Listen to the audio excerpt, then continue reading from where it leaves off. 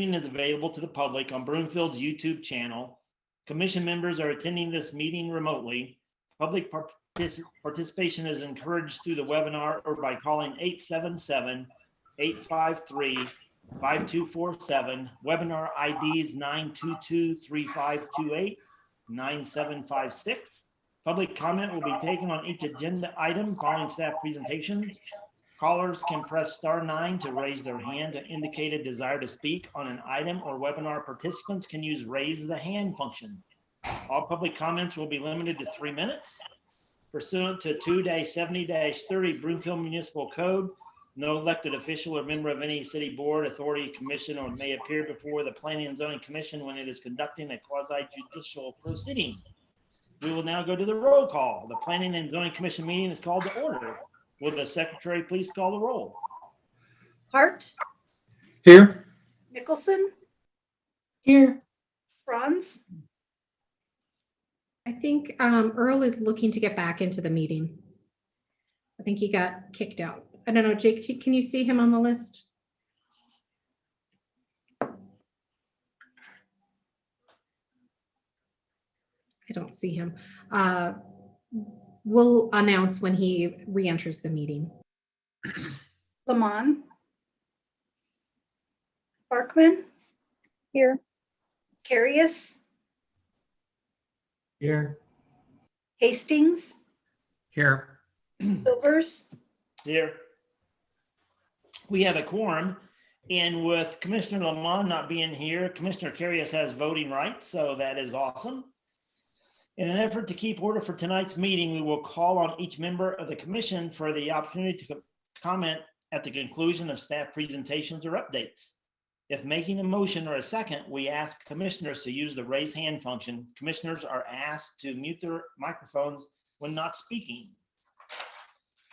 Next is review and approval of the agenda. We will begin with commissioners' review and approval of this evening's agenda. Commissioners may revise the order of business for the meeting. Does any member of the commission have any comments or questions regarding this evening's agenda? Okay, being none, we'll move on to petitions and communications. Are there any petitions and communications? Ms. Burton-Zetti? Thank you, Chairman. I do not have anything for you this evening. Okay. The commission has received a copy. Approval of the minutes. Commission consideration of the minutes from the March 8th, 2021 is next. The commission has received copies of the minutes of the February 22nd. Well, we got 2 dates wrong here. This says the minutes of March 8th, 2021, and then we've got February 22nd, 2021. Which is it?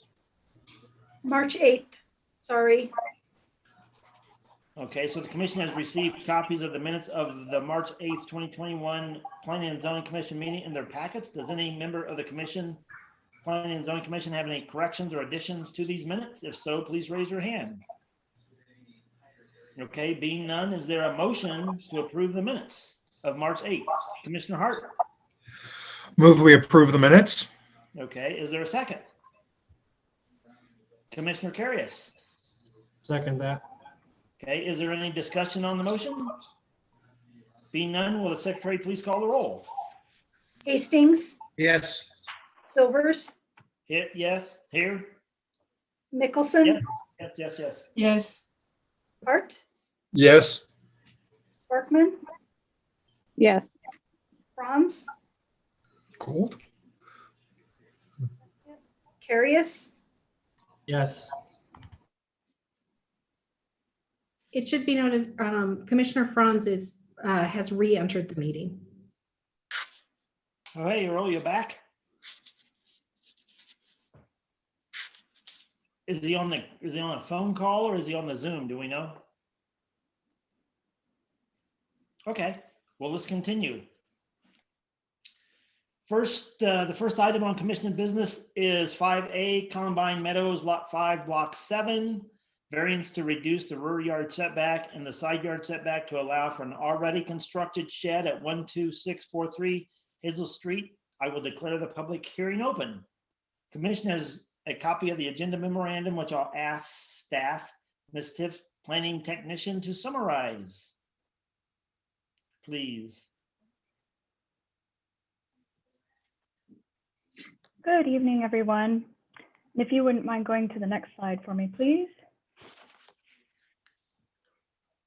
The applicant has requested approval of a variance at 12643 Hazel Street to permit an existing shed located approximately 4.5 feet from the rear property line and 1.5 feet from the side property line. Please enter the memorandum and supporting documents into the public record. The property is an interior residential lot zoned PUD and located in the Columbine Meadows subdivision. It is southwest of Hazel Street, adjacent to similar single-family homes to the north. Could you do the next slide, please? Thank you. The approved Columbine Meadows site development plan has established a required rear yard setback of 15 feet and a required side yard setback of 3 feet. The existing shed must meet the 15-foot rear yard setback and 3-foot side yard setback requirement of the site development plan. The applicant would like to request a variance to permit an existing shed located approximately 4.5 feet from the rear property line and 1.5 feet from the side property line. This is an encroachment of about 10.5 feet into the rear yard setback and 1.5 feet into the side yard setback. According to the letter of justification, the shed was constructed to create more storage space and to clear room in the applicant's garage. The rear of the home is built approximately 5 feet from the rear yard setback, leaving little room for addition. The applicant has also mentioned that moving the shed to a different location would have blocked access to the rear doors of the home, and a shade tree in the yard restricts the shed from being moved further south. Would you mind the next slide, please? The shed was built to match the materials, form, and colors of the principal residence. The applicant feels that the shed enhances and brings value to the rear corner lot. Next slide, please. Thank you. The applicant has received a letter of support from the adjacent homeowner to the north at 12645 Hazel Street. The rear of the property is adjacent to an open tract and pedestrian trail. To date, the staff has not received any additional communication regarding the proposed patio cover. Thank you, and that concludes the staff summary. Thank you so much. The applicant's presentation is now in order. Is the applicant online? And if so, are the applicant's representative? And do you wish to be heard? So if you are on board, please identify yourself for the record and tell us what you'd like to do. Yes, hi. Can you hear me? Yes, we can. Yes, this is Joseph Carpentier. I appreciate your time, and especially during the traumatic experiences going on in Boulder right now. Hope you're all safe. Oh, I know it's terrible. Yeah, we really don't need that right now.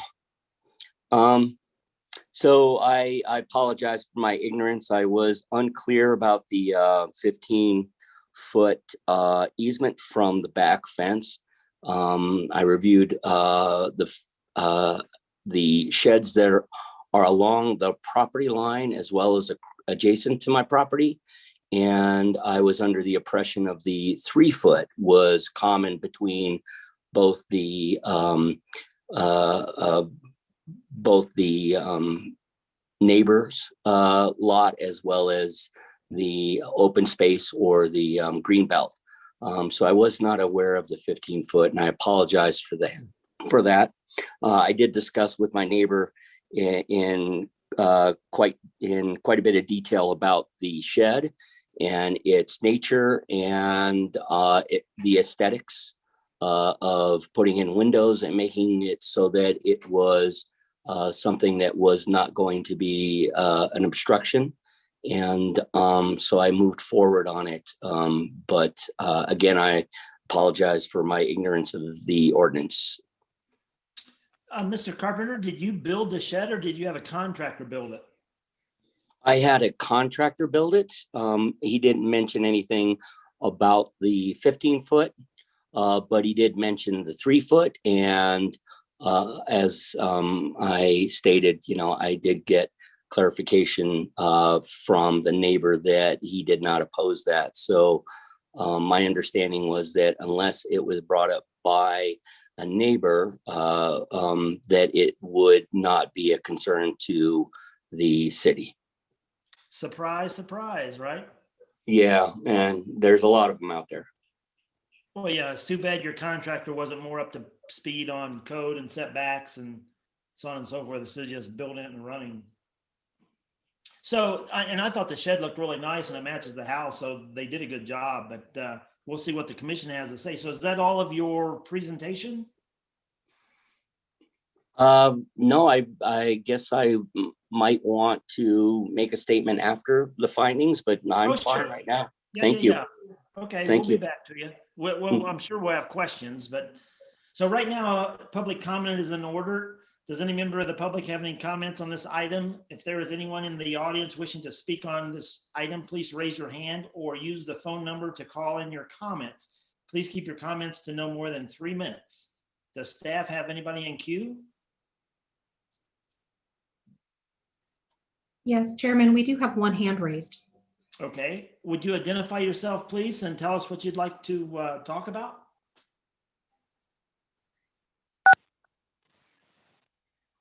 Hello. Hello. Hi. Can you state your name and address, please? Hi, my name is Leah. My address is 12647 Hazel Street. I live 2 doors down. And the neighbors that live in between my house and the gentleman, I don't know if they're calling in today or not, but they're in their 80s. So I think I can advocate for them, and I can also speak for myself. And my neighbors were informed, as Mr. Carpenter said, that they were going to be building a shed. And what they told me was that they made one sentence statement to Mr. Carpenter was to keep it 3 foot off of the fence per code. And once the shed was complete, my neighbors told me we're going to have problems. This fence ever needs to be repaired because it doesn't meet the code and you can't get a body in there. So I guess there's conflicting stories there, and I'm pretty close with my neighbors. But then they also acknowledged that now, because of the significant obstruction of the park view from their home, that it will decrease their property value. But they also said that at this point, they don't really care because, you know, I guess they're where they are in their life stage. But I will say, as for myself, as a homeowner, young homeowner, that the impact of the property value does matter to me. Their property value has been decreased right now, and that affects my home value. And then beyond that, the shed, you know, from my second floor, I have now a view of the structure. So my home value has decreased regardless of what happens next door. And also outside, all you do see is the shed now.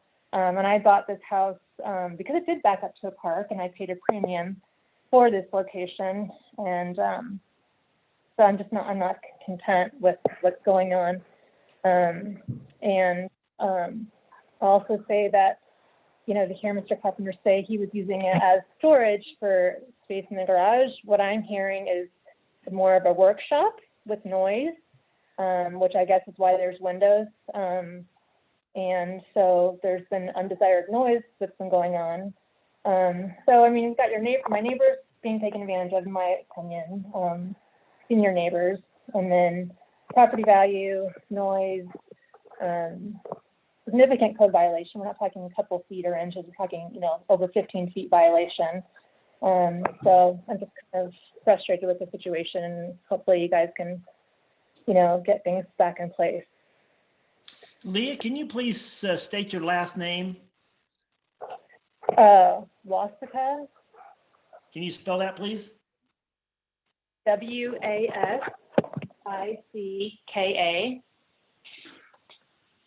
Okay, thank you. And we will go back to it looks like there's one other person in the queue, but thank you for your comments. We appreciate you coming forward with those. And is there someone else in the queue? And I see one other attendee. Yes, we have one with a phone number that ends in 8200. Would you please identify yourself and your name and give us your name and your address, please, and tell us what you'd like to say?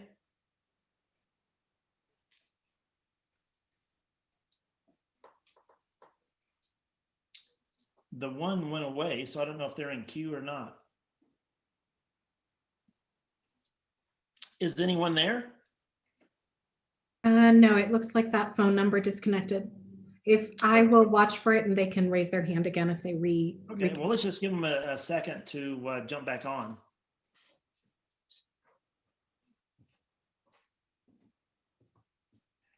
Okay, well, let's move forward then.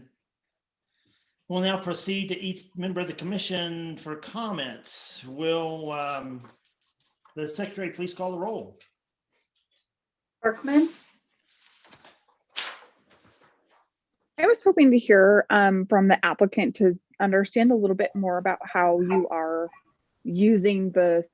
Is it really like storage for Christmas decorations?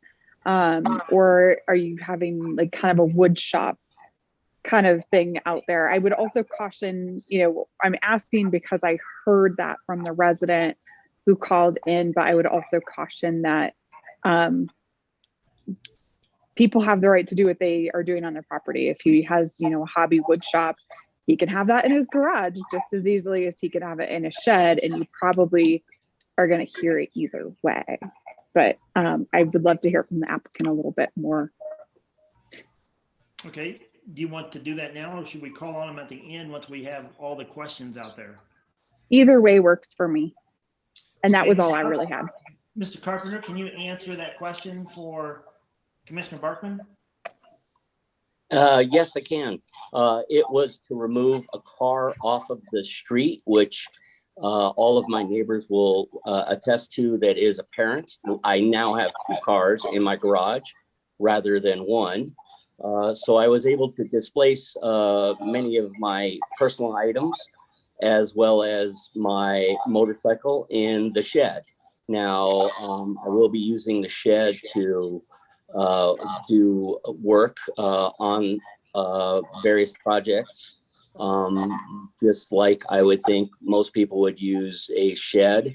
But at this point, I have not really used the shed for anything other than I have done some woodworking, basically repairing my fence line. But I have done that outside the shed on a folding table, just because the shed's not big enough for using a band or a cutoff saw. So that sound would either be coming from my garage or my backyard or my shed, nevertheless. So so that's what I have to say about the sound. In regards to the location, you could take a look at the affidavit that Harry and Virginia, my next door neighbors, have presented. They've said that the shed is not obstructing any repair needs to the fence line. I've given as much space as I can without possibly causing damage to a very valuable, I think, very aesthetically pleasing tree to the area. So I would hate to damage that and have to bring that down. So you can go to an affidavit that was written, not so much hearsay, but an actual written affidavit by my neighbor. Okay, thank you. So the secretary, please call the roll next, please. Franz, I don't think it was there. Hastings, Yes. For the applicant, when was this shed constructed? Mr. Carpenter, can you answer that, please? Oh, off the top of my head, I would say that it was approximately maybe 2 months ago. I could look the date up. It's on, I think, I have some documentation. I can get the exact date.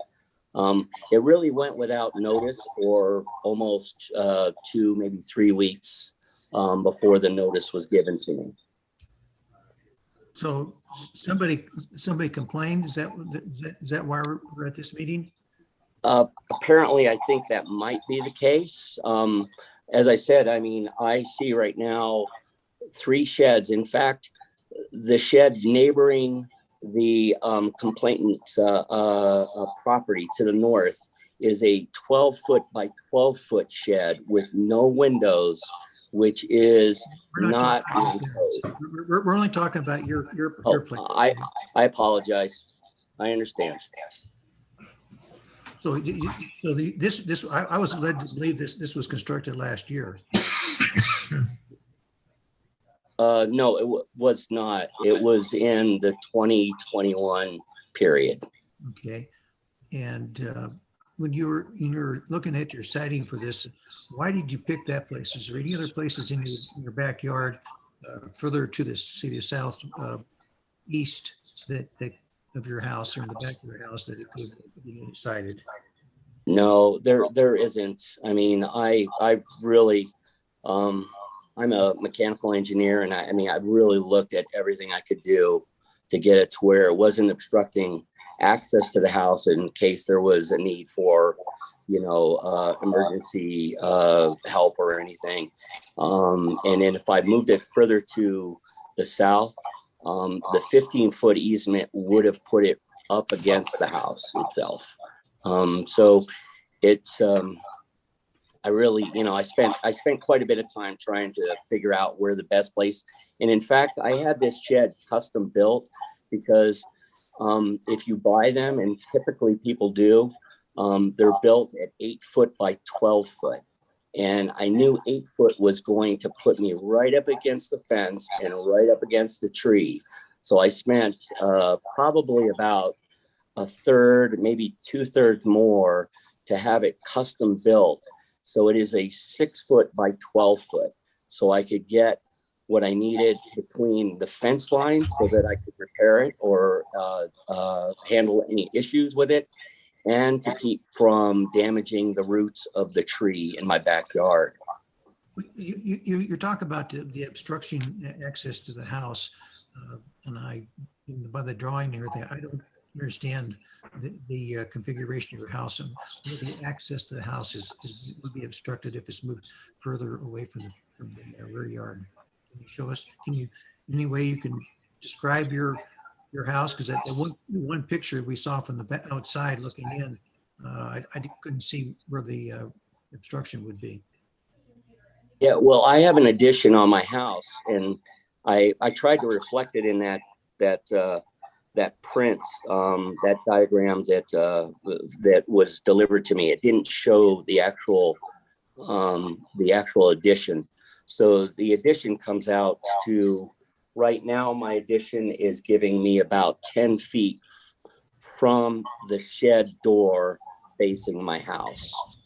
And then, so if I moved it, another 5 feet, it would probably give me about 4 or 5 feet of a jog between my French doors that exit my house, which I wanted to keep open to make sure that if there was any need for, a stretcher or anything like that to come through, as well as to along the separation between my neighbor.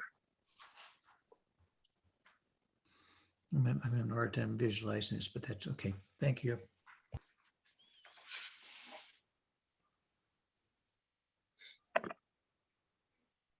Commissioner Hart's next.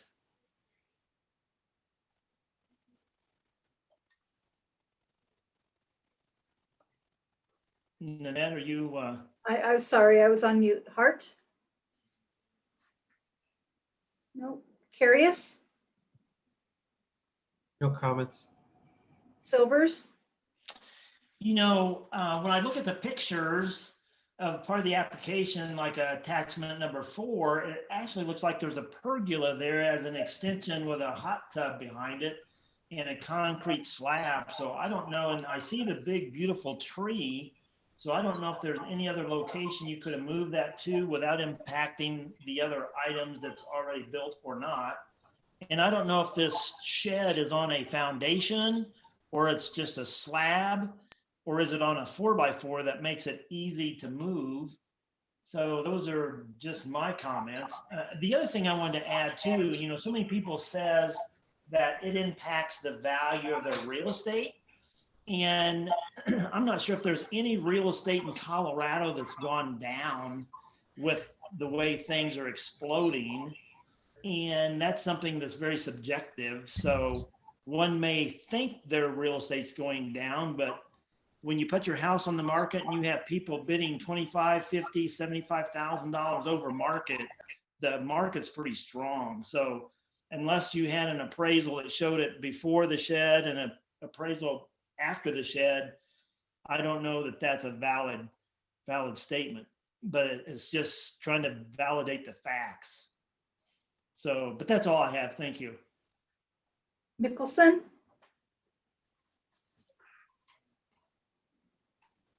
No comment. we'll go back to Hart No comment. and Franz. No comment. Okay, is there anyone else that has any additional questions or requires any additional information before I close the public hearing? So being none, I will declare the public hearing officially closed. Any additional comments from staff? Being No, none, we thank you. will. Okay, thank you. We'll now proceed to the resolution. Resolution PZ 2021-10, a resolution approving with or without conditions, or a resolution denying Combine Meadows Lot 5, Block 7 variance to reduce the rear yard setback and the side yard setback to allow for an already constructed shed at 12346 Hazel Street. What is the pleasure of the commission? Anybody want to make a motion? Commissioner Hart. Yes. Resolution number PZ 2021-10. Resolution approving Columbine Meadows Lot 5, Block 7, 12643 Hazel Street. A variance application to reduce the rear yard setback from 15 feet to 4.5 feet and the side yard setback from 3 feet to 1.5 feet to allow for an already constructed shed. Findings would be the lot size and location of the house prohibit any other location for the shed. There would be no negative effect to the neighborhood, and it is supported by the adjacent neighbor. The shed has no negative effect on public health or welfare, and the variance would not allow any use that is not permitted in the zoning district. Also, in the example that we have for the approval, it has a condition on 3.4. I would delete that condition. Okay. Commissioner Franz? I second Commissioner Hart's motion. Okay, I have a motion and a proper second by Commissioner Franz. Is there any discussion on the motion? Being none, will the secretary please call the roll? Silvers, Yes. Barkman, Yes. Carius, Yes. Mickelson, Yes. Hart, Yes. Franz, Sorry. Commissioner Franz, we couldn't hear your vote. Yes. Hastings, No. Okay, the motion, 1, 2, 3, 4, 5, 6. The motion passes 6-1. Good job with your shed, and hopefully everything works out with your neighbors. Okay, the second item on the commission business is for interlocking filing 14 lot 1. It's number 5B PUD plan text amendment resolution number PZ 2021-13. I will declare the public hearing open. Commission has a copy of the agenda memorandum, which I'll ask Mr. Rowe, senior planner, to summarize, please. Thank you, Chairman Silvers. Good evening. Brandon Rowe, Senior Planner with the Planning Department. Could I get the next slide, please? This evening, the application before you has been submitted by Hines. It is a request for a PUD plan text amendment to the interlocking PUD plan. The project is located at 400 Interlocking Crescent. It is located south of the Omni Interlocking Resort and Golf Course, west of the Vail Resorts development, and east of Fusion 355. Can I get the next slide, please?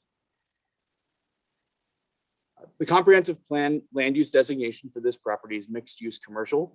The proposed amendment to the PUD to allow for residential uses on this site is consistent with that comprehensive plan. The property is currently anticipated to develop as a professional or corporate office, and the requested amendment to the PUD to add the multifamily uses would result in a conflict with the long-range financial plan assumptions and would ultimately result in a negative impact of approximately $329,000 to the long-range financial plan. Could I get the next slide, please? As discussed, the application is for a PUD amendment. That PUD amendment would add a maximum of 234 units. It would also request a parking variance from the interlocking PUD. The PUD amendment would be restricted to just this single property. It would allow only multifamily developments on this property, and it would restrict the deviation from the parking for this use only. The current parking ratio in the PUD plan operates on a sliding scale, so it's based on the number of bedrooms per unit. An example is a one-bedroom unit would have 1.5 parking spaces. A two-bedroom unit would have 2, adding half a parking space per unit bedroom going up. The request that the applicant is included in their application is for a project-specific ratio of 1.5 spaces per unit, regardless of the number of bedrooms per unit. The applicant has carried out a neighborhood meeting, which was held on March 1st, 2021. At that meeting, 2 adjacent or surrounding property owners or interested parties attended and asked questions of the applicant.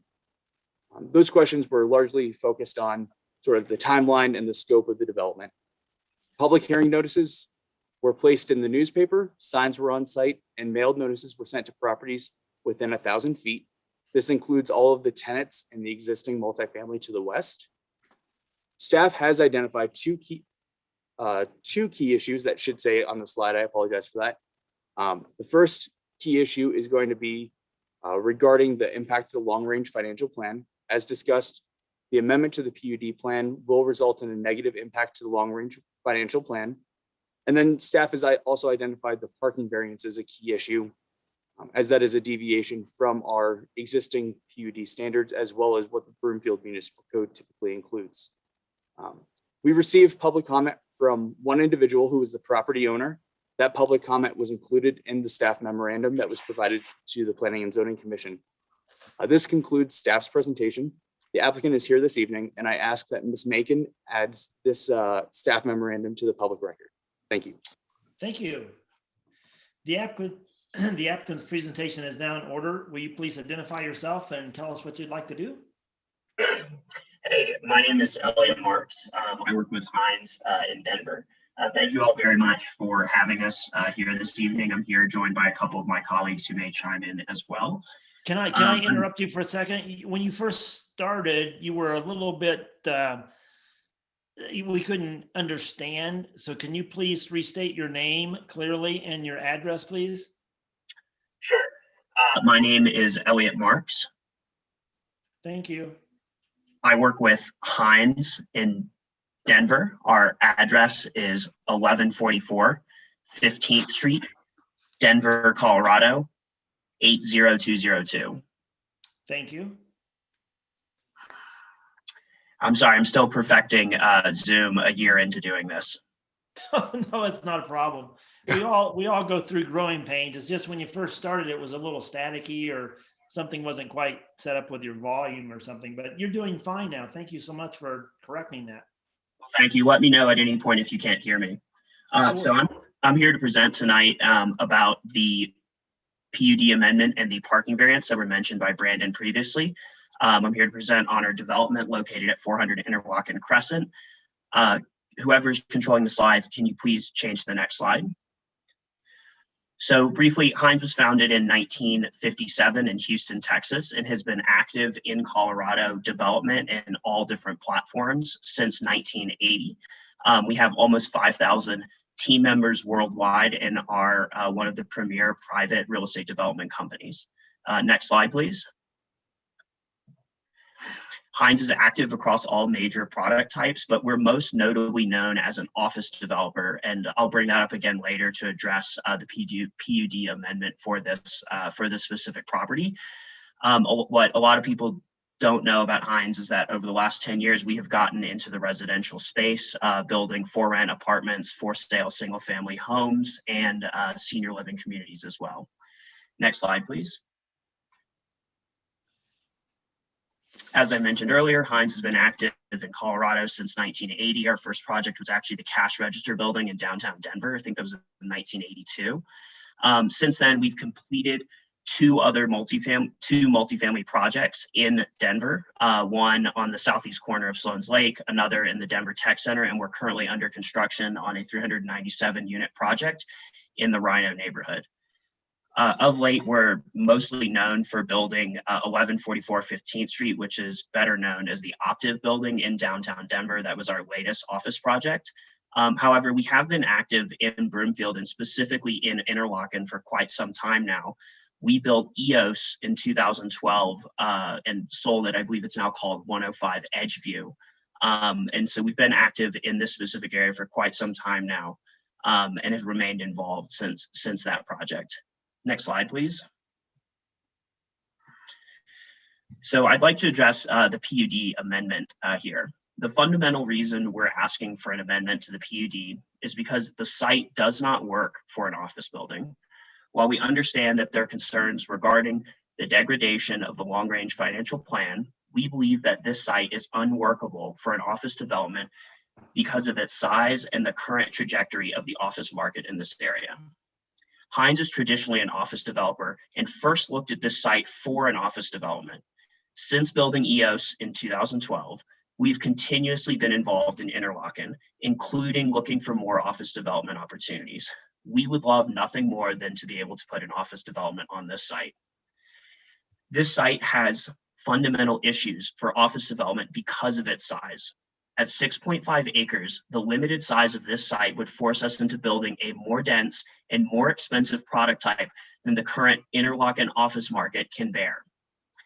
There are also much better parcels for office development within Interlochen. We are actively involved in the future development for build-to-suit tenants in this area, and this site is not a part of those conversations. The current poor market conditions make a speculative office development on this site not feasible at this point in time. We believe that our development will add to the live, work, play nature of the Interlochen area by providing more housing options in an area with mostly office uses. Next slide, please. So I'd like to address the parking variance request. So we're confident in building the amount of parking that we have for the unit count and unit types that we have, because we have built not only this exact same product type, but also other product types in Colorado with the exact same parking ratio. We believe that the parking ratio can be properly managed with parking management systems, such as a toll tag system to allow residents in and out, to prevent other outside parkers from coming in and parking on our site and forcing our residents to seek parking elsewhere. The other, another reason why we feel strongly that the parking ratio that we've provided is adequate is because the project is never really 100% occupied at any given time. Typically, it's really only about 88% occupied at any given time. Another note that somebody else actually pointed out to us that we prefer not to lead with, but we did recognize, is that there is no street parking in this area. So if we were wrong on the parking variance, we would be the ones to suffer the consequences of that. There is nowhere else to go in the area for our residents. Next slide, please. That's all I have. Thank you very much. We're happy to take any questions and appreciate everybody's time. Okay, thank you. So we'll move on to public comments. Does any member of the public have any comments on this item? If there is anyone in the audience wishing to speak on this item, please raise your hand or use the phone number to call in your comments. Please keep your comments to no more than 3 minutes. Does staff have anyone in queue wanting to speak on this application? Thank you, Chairman. I did not see any hands raised. Okay, we'll give them just a minute, and then we will go on to the commissioner's questions. So we'll now call on each member of the commission for comment. Will the secretary please call the roll? Hart, Yes, I have a comment and a couple of questions. I think For my mind, I'm not a big supporter of changing commercial properties to residential properties, but I think in this particular case, the developer has made a good case that the property probably will not be viable, at least in the near future, and maybe forever, for commercial activities. And secondly, I think that some more high-density development is appropriate for this area. It fits in with the rest of the neighborhood. So, in terms of the PUD amendment, I'm not too concerned about that.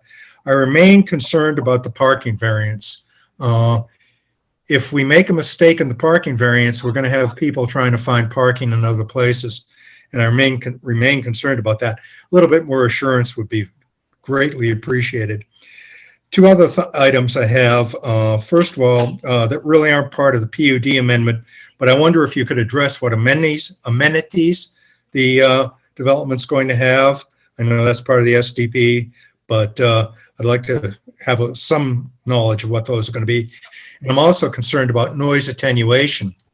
I've been in that property, and I've heard the private jets go over the top of that area, and they are fairly loud. And I know that the Rocky Mountain Regional Airport, JEFCO, whatever you want to call it these days, has got an advisory committee that is proposing perhaps expansion for commercial aircraft uses on JEFCO.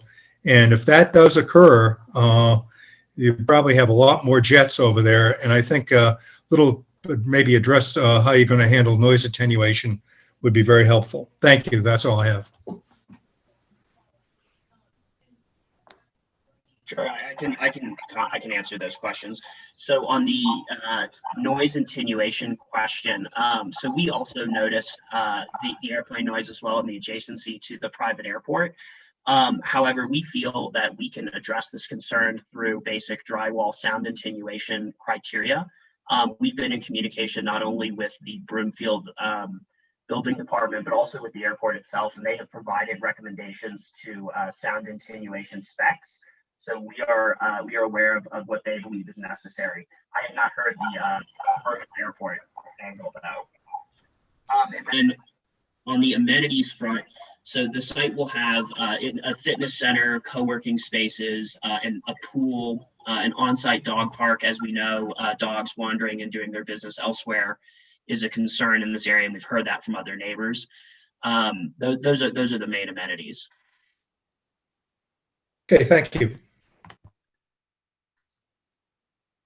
Silvers? Yeah, this is an interesting project because I'm kind of conflicted to some degree.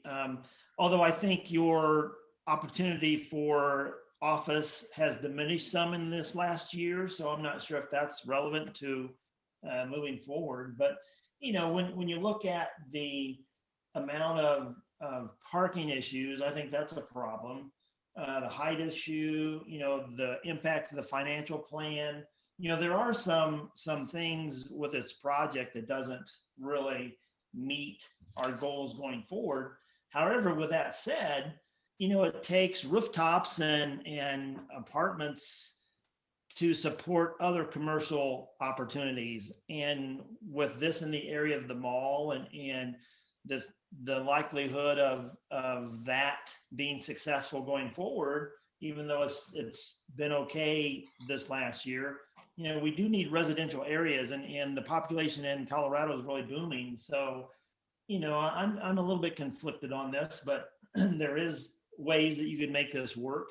I wish there was a way you could put structured parking in or do something, because you said that if the owners don't have the parking, it will come back to you, and that's really not true, because it seems like that it will fall on them. And not having any parking spaces for visitors in a size of 234 units to me seems a little unusual, because if they have families, they have relatives, they have friends, they have people coming and going, you got to figure out that parking dilemma. So that's something that concerns me as well. So but anyway, that's all I have for now, but you can move on. Thanks.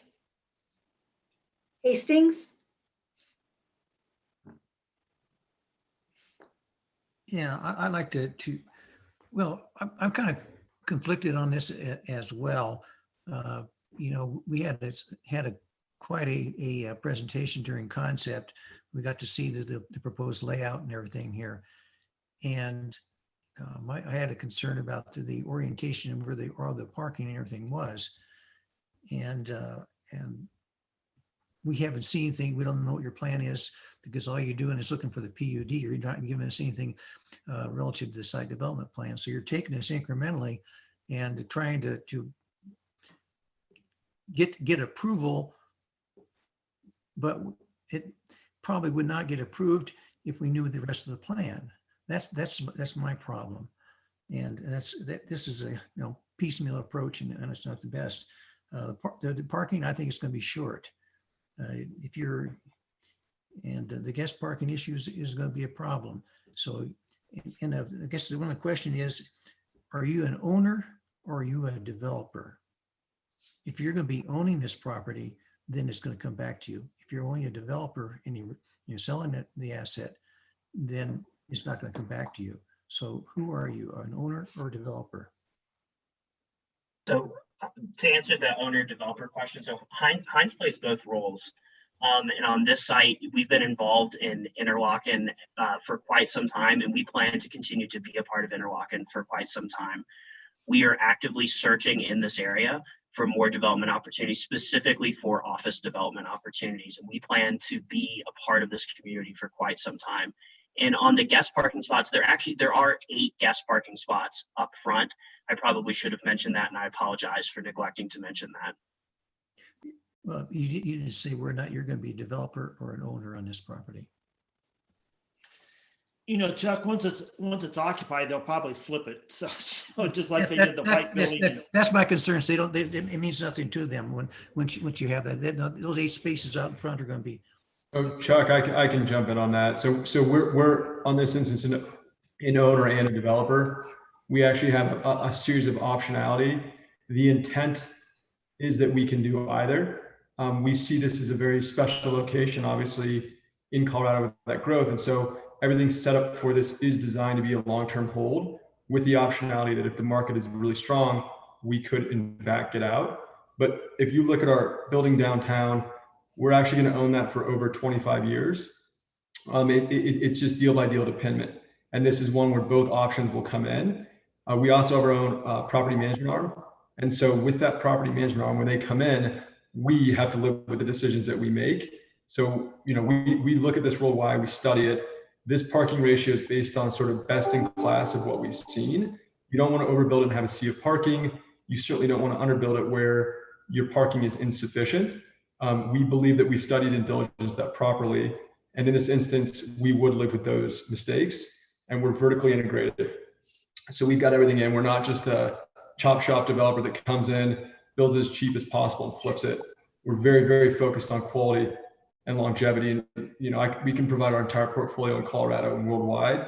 And I think you'll see in the, over 100 billion that we've done in our existence, that quality is the single defining factor of what we do.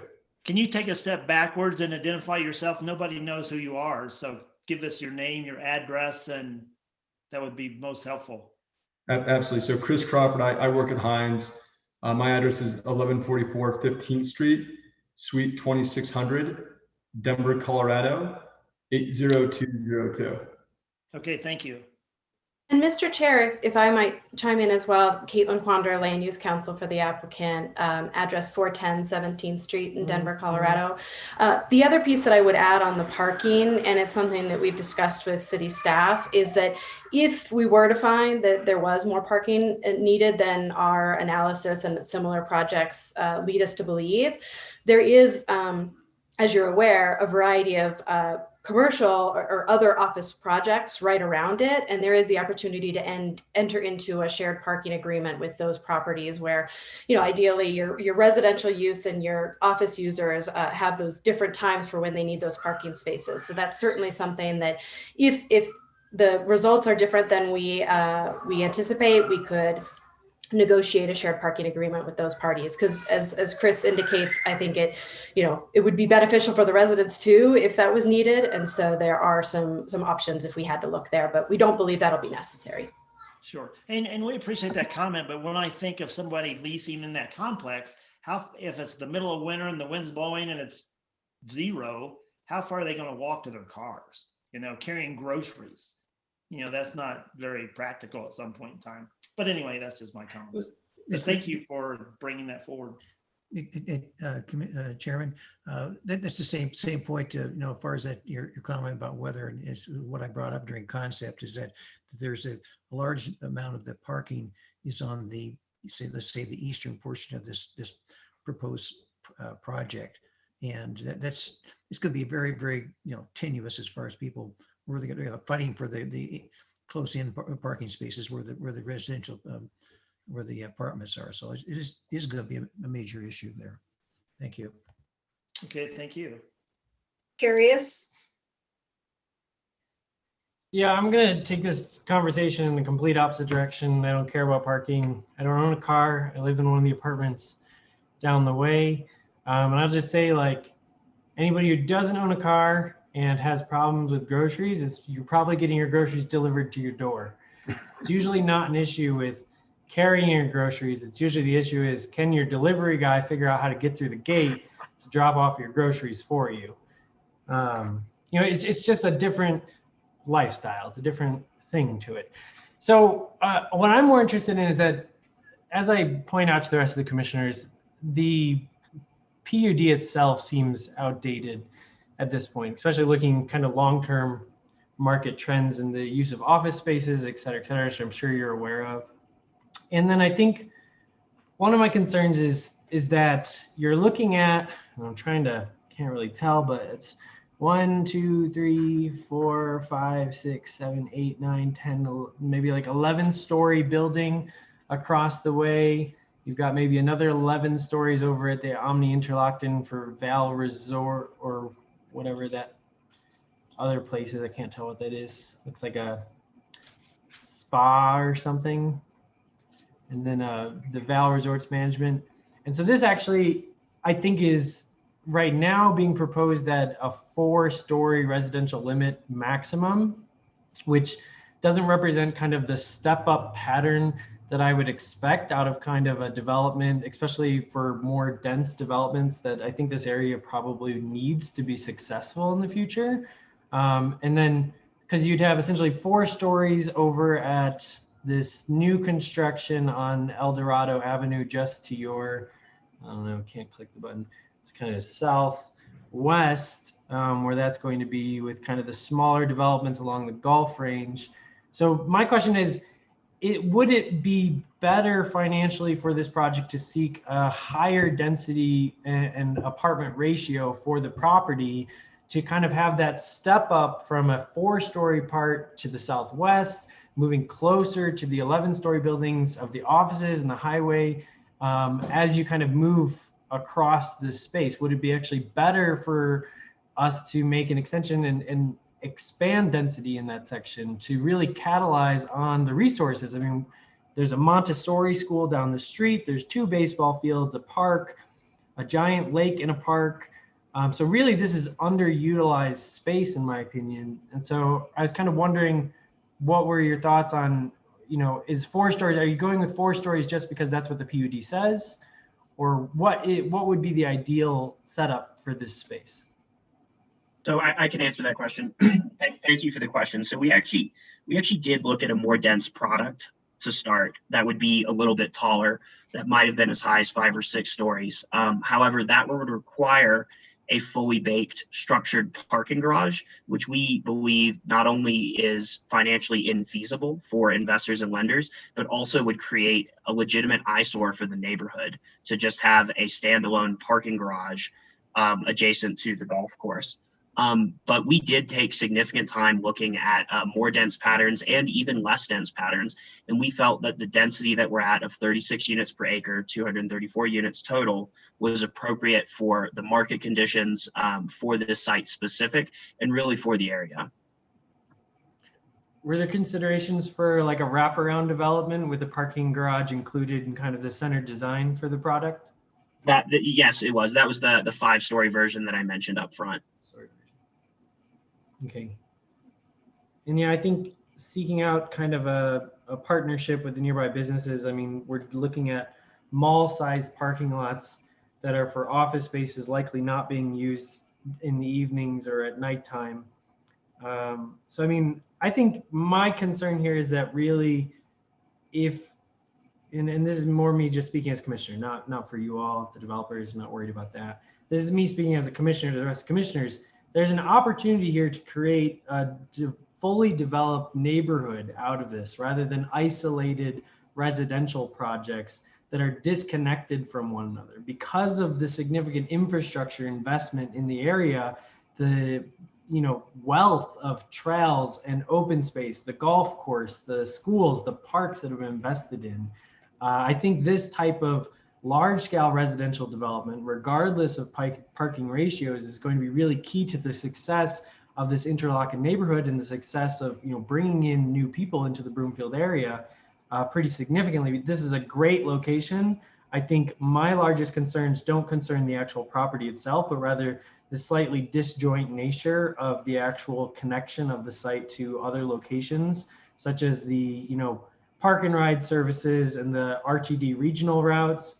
I would also note that this road in particular used to sustain an RTD bus service, but because of the lack of density through this section of the neighborhood, that service was one of the first to be cut. So there wasn't enough people to actually maintain public bus service by the RTD district to continue to go through it. And we lost bus service through Broomfield because there's not enough people to sustain a proper bus service. So I think this is a really great opportunity. I think I would really like to see continued slightly increased higher density ratios be included, just to really see if it's possible. But I also do want to re-mention, I think this is, to me, there's larger issues with the PUD itself, not the specific site. And I don't have any other real issues with the proposed amendments. That's all. Sorry, Franz? Just a couple of things. I want to reiterate what Mr. Hastings and Commissioner Hart said about the parking. I understand there could be partnerships. Of course, those don't exist yet, but it's the number, I guess, that bothers me. 58. I mean, if it's a small number, I could really accept that. 58, I think, is considerable. And as we all know, as a commission, we've approved some variances on parking in the past, and sometimes those have come back to haunt us where we've run out of parking, which is appropriate for that area. So that's my parking issue. But my bigger issue is what's really needed and wanted in the community of Broomfield. And by the way, I have to compliment you on some of the excellent projects you've got in the Denver area, really outstanding projects you should be proud of. But you're very familiar with Interlochen. And if you look at the Interlochen itself and you look at the surrounding areas, we have a plethora of apartments. We have way too many apartments. What we need, to me, as a community, is to have for sale units. Again, the design of your project, excellent. I don't see why those couldn't be condos, possible townhouse. But I don't think I could approve this based on the apartments because I don't think that's what Broomfield needs. We need more for sale units. Thank you. Mickelson?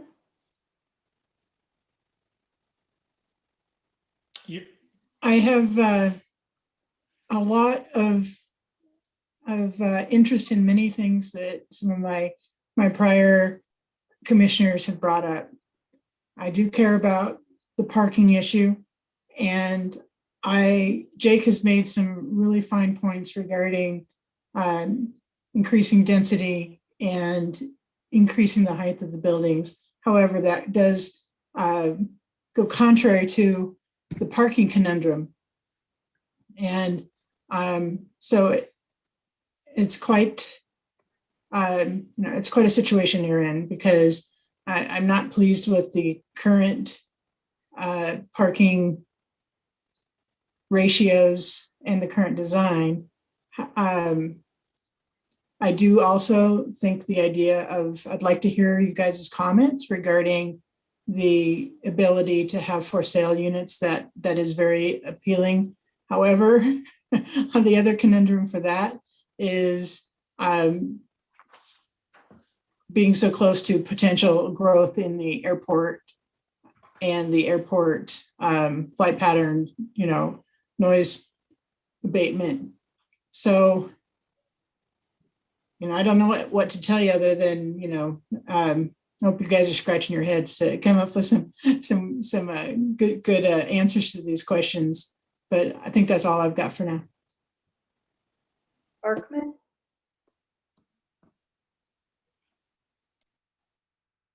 Okay. So I'm probably one of the few commissioners who's had the unique distinction of living in a product that they approved. And that building developer also said, well, we know we're a little short on parking and we're going to be the ones to live with it. And not only do you live with it, but your tenants are going to live with it. They're going to be the one who is struggling to find a parking space.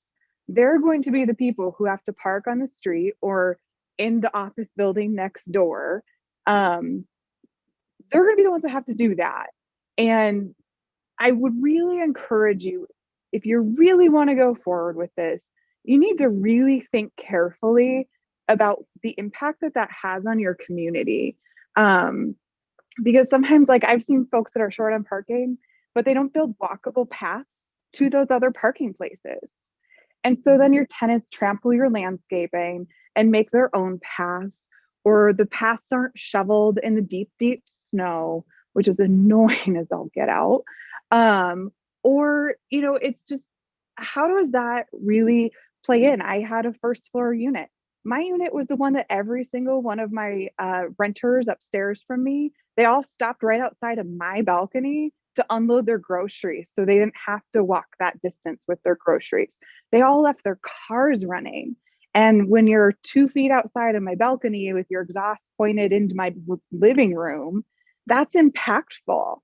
And so how do you build in those loading and unloading spaces where it's not going to pour exhaust into somebody's living room all summer long and they have to open and close their balconies all the time? That's not right either. And so I don't have a problem necessarily with this being housing.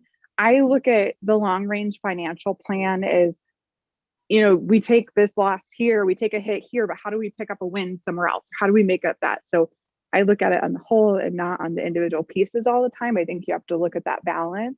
So I don't necessarily have a problem with this being housing. I think it will tie in nicely to the neighborhood. I think it will get people utilizing some of those underutilized places and spaces a lot. I think the market for office is changing. And we're not going to know probably for another 5 or 10 years how COVID and us all starting to work from home, really, how much of that is really going to stick, right? We won't know for a while. So I'm not opposed to this being housing. I'm struggling with that parking variance at this stage in the process. If you came later and we could see it with like, this is what it's all going to look like, and this is how it's going to fit, and this is how you're going to build in those spaces, maybe I would feel differently. But at this stage, I'm struggling with that. Is there a plan to make these, are there tandem spaces? I didn't see that specifically said or not said in the packet. Maybe that's more of a site plan piece, but that was one question I had. Okay. So I can speak to the tandem spaces. So far, we have not designed any tandem spaces in. We were specifically told not to review our site plan this evening, which we could have answered many of these questions with. We have fought through many of these obstacles. We've built not only this exact product type before, but many similar product types. And so things like measuring distances between parking spaces and people's front doors, how does assigned parking work?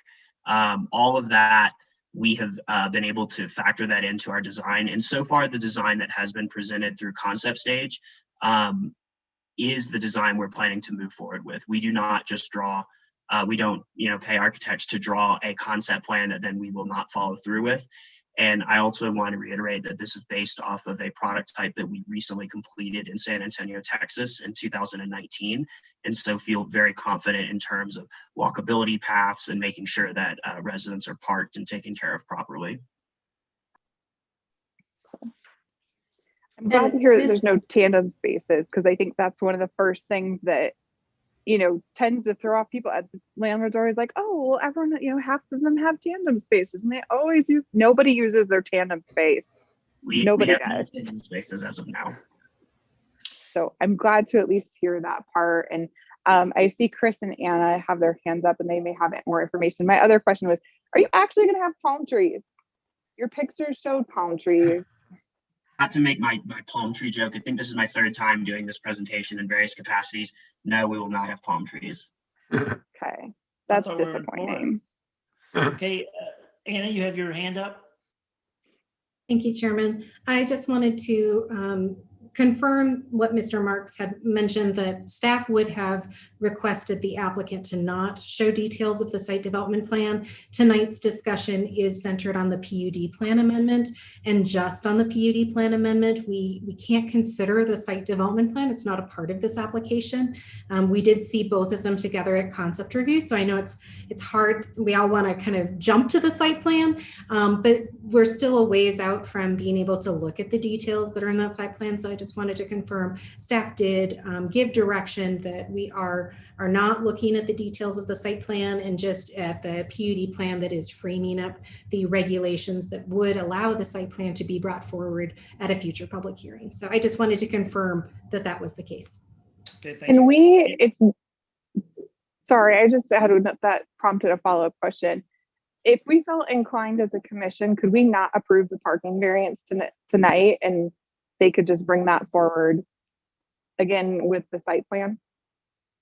Am I correct? Commissioner Berkman, you're correct. It could go many different ways. You could recommend a condition that the applicant remove the parking variance prior to proceeding to the city council, in which case it would be likely that the applicant would bring back the variance as part of a site development plan, because it can be requested in either way, with a PUD plan ahead of time or with the site development plan, or the applicant could choose to still proceed to city council with the variance, even against the commission's recommendation, since it is just a recommendation, and then it would be up to the city council whether to approve the variance or not, or the applicant could remove it of their own desire prior to the meeting. But so it could be a number of different ways. You're correct.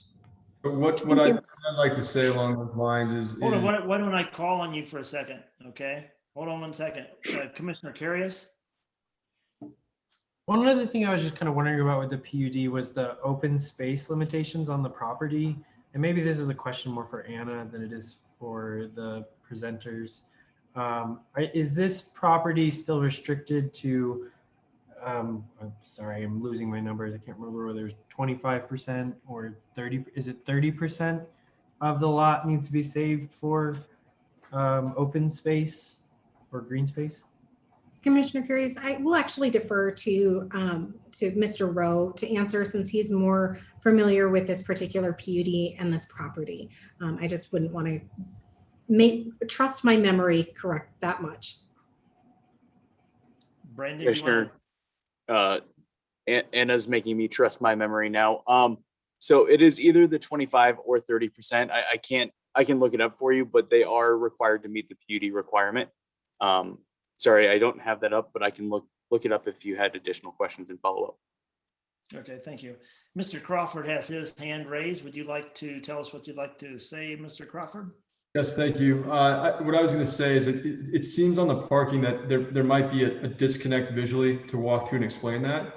So if possible, I'd like to decouple that from the PUD amendment, and we can bring that back as a part of the SDP or another portion of approval, whatever you deem to be appropriate. But at this point, I think the parking variance requires a little bit more of a detailed visual explanation for everybody to understand and discuss in more detail.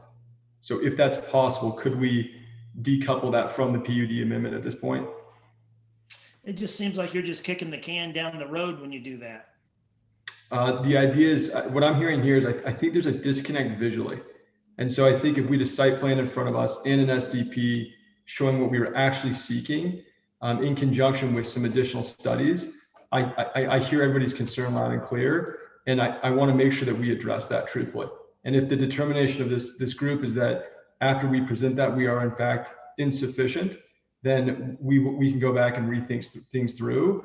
But at this point, I think there's a lot of views being taken without proper sort of visualization and studies that we can provide. And so the idea is to say, let us come back and show that to you and demonstrate that to you at a future date. Well, we could always do a continuance as well to give you more time to relook at your project and see if there's other improvements you can make going forward. And Caitlin, I don't know, maybe speak more specifically to that. I'm not as familiar with what that would do here. I think the intent today is to understand everything outside of parking now. So maybe walk through what those options could look like. Mr. Chair, may I speak? Yes. Okay, great. Thank you. Caitlin Quander, counsel for the applicant. I think Commissioner Barkman and thank you, Anna, for outlining it. I think they had some great ideas about potentially, if the body is willing, doing a recommendation related to the PUD amendment, but placing a condition on there related to your recommendations on the parking to kind of to Chris's point, to decouple those pieces, and certainly you could just provide the recommendation and we could make adjustments between now and city council in line with what Chris is suggesting, and then come back as Anna outlined. We're doing this in 2 stages, and so we will be back before this body. If the PUD amendment proceeds, we would be back before this body with a full site plan, and then potentially consider that variance request then as part of those site plan discussions, knowing full well, as you know, Mr. Chair, that that the body this commission could still choose to not move it forward or not approve the variance at that time as well.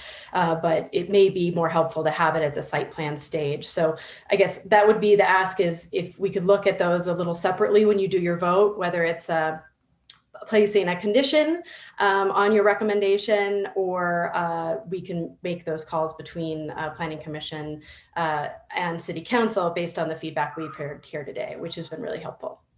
Well, it's interesting that you included the parking variance in the initial application, and now it seems like you're not wanting to do that. And it's like, why didn't you provide a site plan to help us or guide us through that process now? And I know you work with staff, and there were some comments about that, but it's just interesting that I think there's more work to be done here, but that's just my opinion. So Mr. Rowe. Thank you, Chairman. I just wanted to circle back before we moved on to Commissioner Carius's question. It is 30% open area through the PUD. Thank you. Okay, thank you. Commissioner Hastings? Right. Well, as I just looking at the resolution, proposed resolution, it's the change the PUD to add to residential and a parking variance. So, it's not really, I don't think it's the choice of the developer to drop that out here. That's the proposal, the resolution on the table. So if we're going to discuss and not approve the variance, we approve the project with a condition that the variance not be approved, to take that variance off. I think that's the only thing to do. And I don't know, we can't kick the can on this project, because for us, we can't continue this project because this commission is going to expire. Right. Tom, is it all right if I go ahead and address this? Absolutely. Please. So, and I have talked with Anna a little bit about this just to make sure that she and I are on the same page. But if the applicant wants to withdraw the variance request, they can do that. And if they decide that they want a variance going forward, they've identified another place to bring that up. Okay.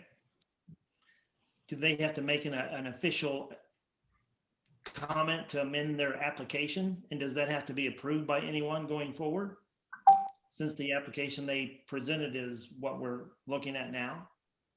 Sure. It seems pretty clear that that's what they would like to do, but just to kind of close everything out, if one of the representatives wanted to officially make the request to have that particular piece of the project tonight withdrawn, can do that, and then they don't And then they wouldn't need like an official like motion to accept that or anything, would they? I don't think so. I think except just the statement on the record that it's not included as part of the application, and they don't, it's no longer a part of the application moving forward.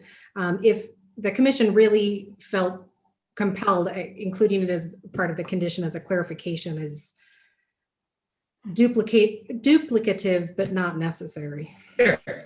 Okay, thanks. Or we could go ahead and approve it and not approve the parking variance. That would have the same effect. Right. Commissioner Carius?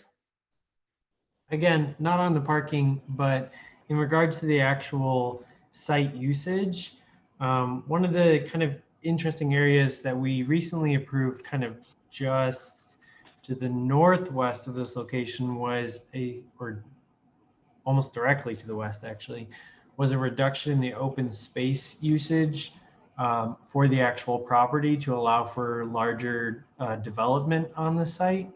Would that be of interest or something that you would be considering selecting adjustments to? Because I'm thinking like you've got this massive open green space both to the north and south of this location. So I'm really thinking like bang for the buck out of the type of development. Would that be something that would be considered in kind of development plans? We am I hearing that correctly in terms of just an added density? Is that?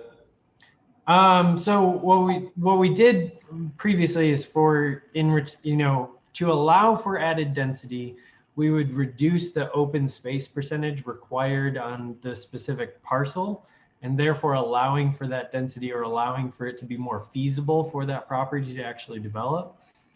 And I was wondering, was that part of your consideration when doing the designs for the larger density properties? So we studied the market extensively, and the product type that we have put forward is sort of what we think is market appropriate, and the open space requirements are certainly something that we're comfortable with. So the intent was not to come seeking modifications of that open space requirement or reductions, and in return getting a different type of product. Does that answer the question? Yeah, I mean, I wasn't there for the concept hearing, so I have no clue what you guys are presenting. I'm just going purely off of the space. And like one of the things is, this garden city beautiful historical concept of empty, worthless green spaces just doesn't really drive for me. So I was just kind of wondering, was that being factored in, that potential for using the space in a different way, part of this kind of switch over to the residential use proposal? No, and part of that open space is actually offsite as well. So it wasn't something in this instance we contemplated, just given the size of the site, given the location. There's not a tremendous amount of extra space, and we were looking to create, less to add density. So it just sort of was fitting within this, and was not contemplated. Okay. One question as well. I know we had previous questions related to for sale product, and so we can address that at any point as well. I wanted to get through this process here, and I do think the intent is if we could pass or get a vote subject to a condition on that parking, we can come back and present more information and data to this body at some point. But I do want to make sure that we addressed the two questions I believe related to for sale product and why not condos. So we studied this a lot. Obviously, we spent a lot of time in Broomfield. We have looked at townhomes in the area. There's a competing development just up the street for townhomes. And that sort of the appropriate product up here. It's townhomes and single family homes. When you start building condominiums, it becomes very difficult to meet the appropriate price point to make that make sense. And so those townhomes are that product, and you don't get the proper density on this site that we see in sort of the vision. And then on top of that, as you're building condos, you've got a whole host of introduced risks with that product that make it very expensive. And so it doesn't end up being sort of the attainable product type. And so that's why you don't see many condos throughout the state of Colorado and the city is just because there's a whole host of associated risks, and you would pivot that towards townhomes and then single family detached. We really have studied and tried to figure out condos. It's definitely something that's needed in the state, but the way that we have the law set up and the way that things are moving forward, it's a very risky endeavor, and everybody along the way makes the project extremely expensive. And so it's not market viable to build them and sell them. So if you end up converting to condos, this is not a viable project at all. It ends up being something that's just not buildable or financeable. Thank you for that, because I actually had that question as well.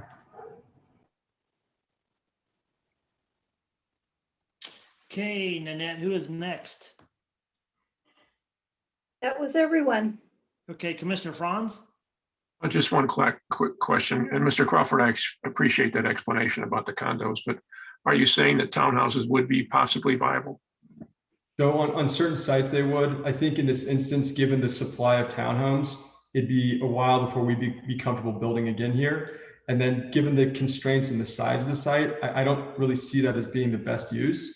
You know, it's not something that makes it an efficient operation given that 6.5 acres. I mean, realistically, when you look at a whole host of product type, for rent multifamily is what makes the most sense on this site size. If we had a much bigger tract where we could get efficiencies, we would absolutely look at that. In fact, we're looking in surrounding municipalities for single family rentals, and we're looking at it in the form of townhomes. You just need a lot more land to make it make sense. And then those two go hand in hand, whether they're for rent or for sale. But on 6.5 acres in this location, I don't think we could deliver the quality of product, the layouts, the yards, the experience that we would want for those residents to have. And so it's just something where we wouldn't pursue it on this particular site. Okay, what I would like to do is kind of make sure we're all on the same page. I haven't heard anything official. I don't know if you want your attorney to do it, Mr. Crawford, if you want to do it, but if you need to amend your application, the commissioners need to know what we're voting on. So I need to have you specifically state what you want us to vote on. So if you're going to withdraw something, if you're not, if you want us to move forward the way it is, we just have to have a idea of what we're voting on as we move forward. So if you want it to roll as is, we can do that. I appreciate that. And if this is not detailed enough, apologies on some of the legal nuances, and maybe we could have Caitlin step in, but I think the intent would be to vote on this evening, removing the parking variance request. So if there needs to be a more formal way to explain that, I can certainly do that. But the intent is to take as proposed and simply remove the parking variance. And we'll withdraw the parking variance. That's correct. And Caitlin, is that the right way to be wording that? I'm sorry, I'm not as legally minded. Mr. Chair, Caitlin Quander, yes, that's correct. Withdrawing the parking variance and asking the commission to just vote on the PUD amendment to allow residential. Okay. See, that way we're absolutely clear. I'm making some notes. Okay, cool. Thank you. So is there any other additional questions or anything required before I close the public hearing? Commissioner Hart. Nothing at this time. Okay. Commissioner Hastings? Yes, you know, I have a little concern, and not necessarily on the vote on here, but the minutes and everything that go forward to city council, they don't really indicate what our discussions are about the project. And would they, you know, as far as our concerns about the parking, that this variance is going to be taken out. I think I don't know. It's always been a problem that our minutes are very, very naked, so to speak. And they don't show our dilemma in our discussion. So just that going forward to the council, they get nothing from us. Well, typically the minutes are a summary of the activity and the discussions. I don't know that they print every word everyone says, so that's the way it's been done in the past. Commissioner Carius? Yeah, I can make a motion on this if you'd like. Okay, let us get through the, if there's any other comments, can you hold up just for a second? Commissioner Mr. Crawford? Yeah, and I think what I'll say is, in light of the comment on the meeting minutes, you have our commitment that we heard loud and clear that the parking needs to be studied further and demonstrated to you that it's the right thing for the project. And so we will come back and we will be able to bring that information and jointly make a decision that's best for this project and best for this community. So while that might not be incorporated in the meeting minutes, we've heard that loud and clear. Okay, no, we appreciate that. Is there any other questions or comments before I close the public hearing? Okay, being none, I will officially close the public hearing. Are there any additional comments from staff? Not today, no thank you. Okay, we will now proceed to the resolution. Resolution PZ 2021-13, a resolution approving with or without conditions, or a resolution denying interlocking filing 14 lot 1 PUD plan text amendment. What is the pleasure of the commission? Commissioner Carius. Yeah, I would move to approve resolution PZ 2021-13, approving particularly the modification to the language in the list of land uses as proposed in the documentation provided to the commission in section 1 and section 2, including the modifications to the map on sheet 2, but striking the proposed amendments to amend section 9 on the parking minimum parking ratios and to not include that in the final approved language. Okay, I have a motion. Do I have a second? Commissioner Barkman? A second. Okay, I have a motion by Commissioner Carius and a proper second by Commissioner Barkman. Any discussion on the motion? Okay, being none, will the secretary please call the roll? Hines, Yes. Silvers, No. Hart,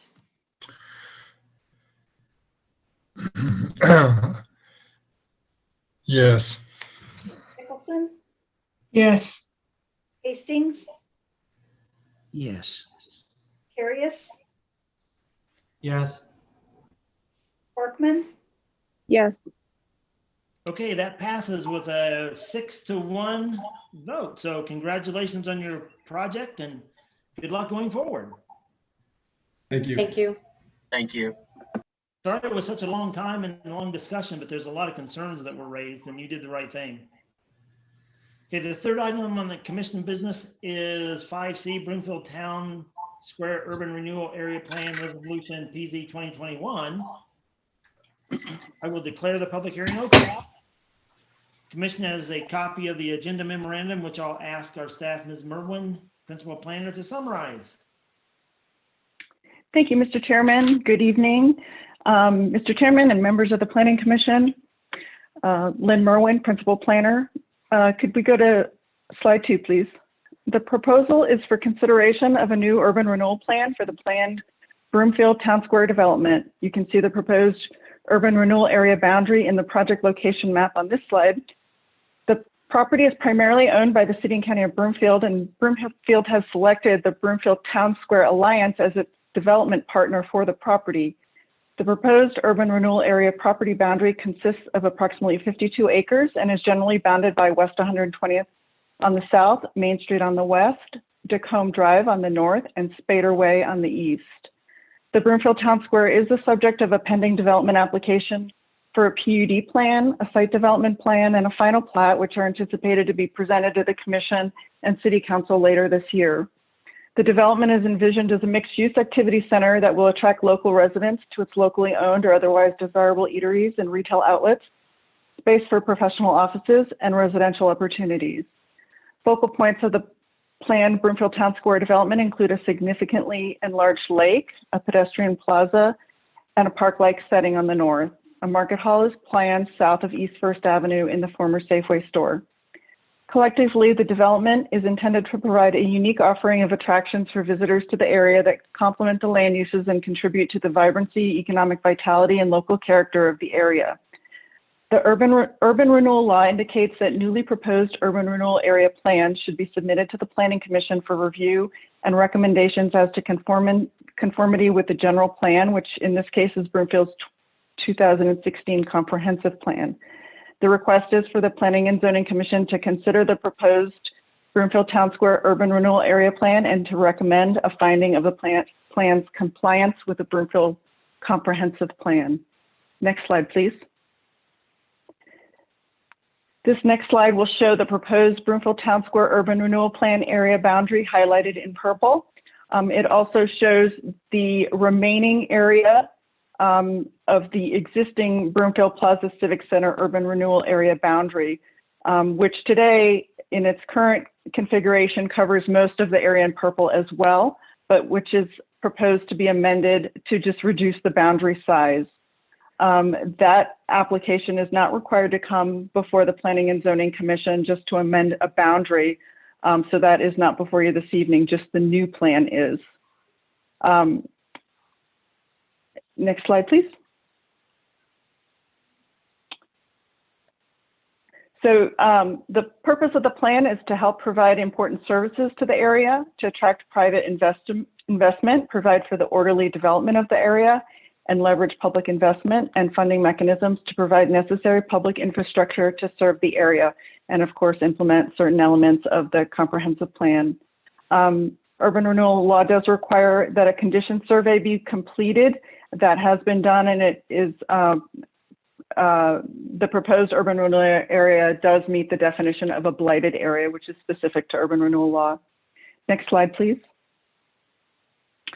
The proposed plan will help implement several elements of the comprehensive plan. I won't read these all in detail, but just to summarize, to create a civic center district, to promote mixed-use development, to promote an adequate tax base, to use open space, parks, trails, and recreational facilities to promote a community image and identity, and improve quality of life, and then to promote jobs and housing diversity. Next slide, please.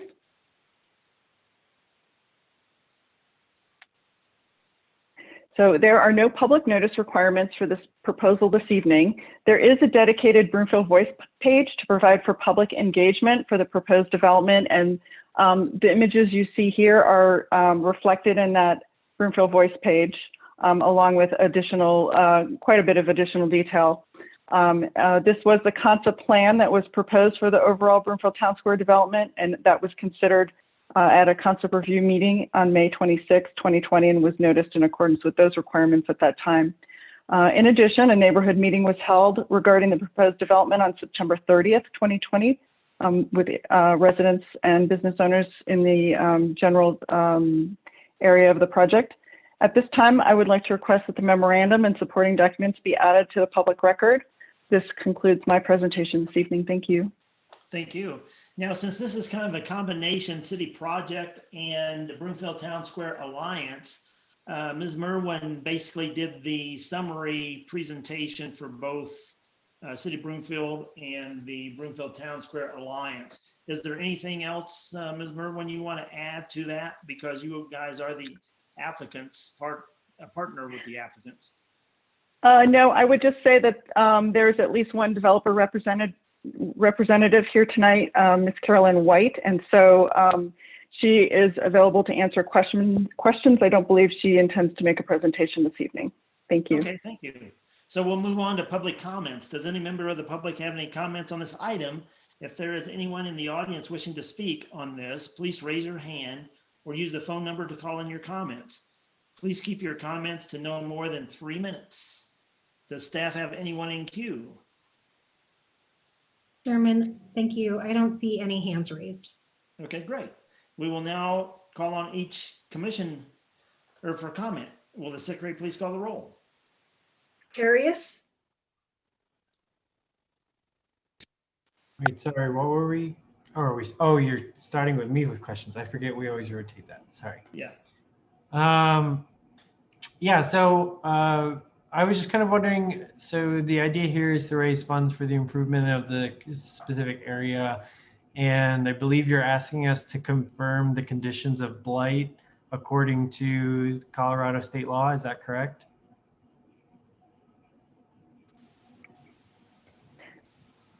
May I answer, Mr. Chairman? Yes, absolutely. Okay. So the request is to find that the plan as proposed is in conformance with elements of the comprehensive plan.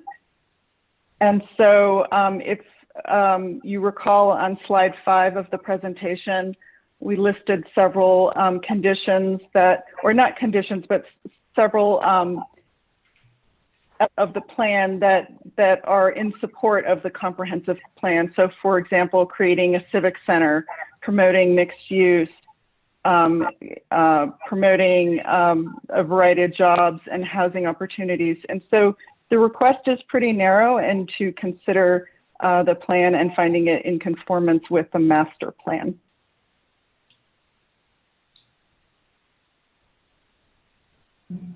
I think I'm gonna have to listen out.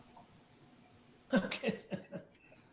Okay, because what they had was civic center districts, mixed use development, adequate tax base, jobs, community image and identity, diversity of housing types and ownership options, and the policy UTB-4 was the items they had as benefits for this project. Okay, well, we can come back to you. We can move on to the next person. Nicholson? You're on mute. As usual. I don't have any questions at this moment. Franz? No questions at this time. Hastings? No comment. Silvers? Yeah, I think this is a good project. I'm glad to see it being brought forward and starting. I think it's a good thing for Broomfield. I think it's something that's going to be very beneficial. And I guess my question would be, you know, what's the phasing plan? When are we going to see something happening? What's going on first to see the kind of overall strategic plan? Because I think most people in the community are very excited about this. And it would be nice to know, you know, what's next. You know, if we approve this or not, what's next on the agenda as far as that corner? Because as you go down through there, that block wall along beside the dry cleaners is falling over into the street. And I know they've started working on that, and there's just a lot of deterioration going on. So it'd be nice to see what's next and kind of a timeline. If anybody can talk to that, that would be awesome. But that's all I have. Hart? Commissioner Silvers said it all. Barkman? Sorry, Commissioner Curious. I don't have any comments either, so I'm not sure anybody was helpful in that part. So Ms. Merwin, can you answer any of my questions? Yes, of course. I will do my best to answer, and then I see also Tim Frederick representing the developers also on the call in video form. So if he feels that he would like to elaborate, I would welcome that. But as I mentioned, there are, this is part of a larger application that is pending right now and in staff review and agency review. It includes a site development plan, a PUD plan, and a final plat. And they are in review, and we anticipate that they would be brought forward to the commission later this year, probably during the summertime is our best estimate. And then it would go on for consideration before City Council. This is just a first step that we're needing to advance in order to be certain to try and hit a desired timeline in early June to get in front of City Council for urban renewal. This allows us to proceed with negotiations with taxing entities such as the North Metro Fire Rescue District, Mile High Water, those parties.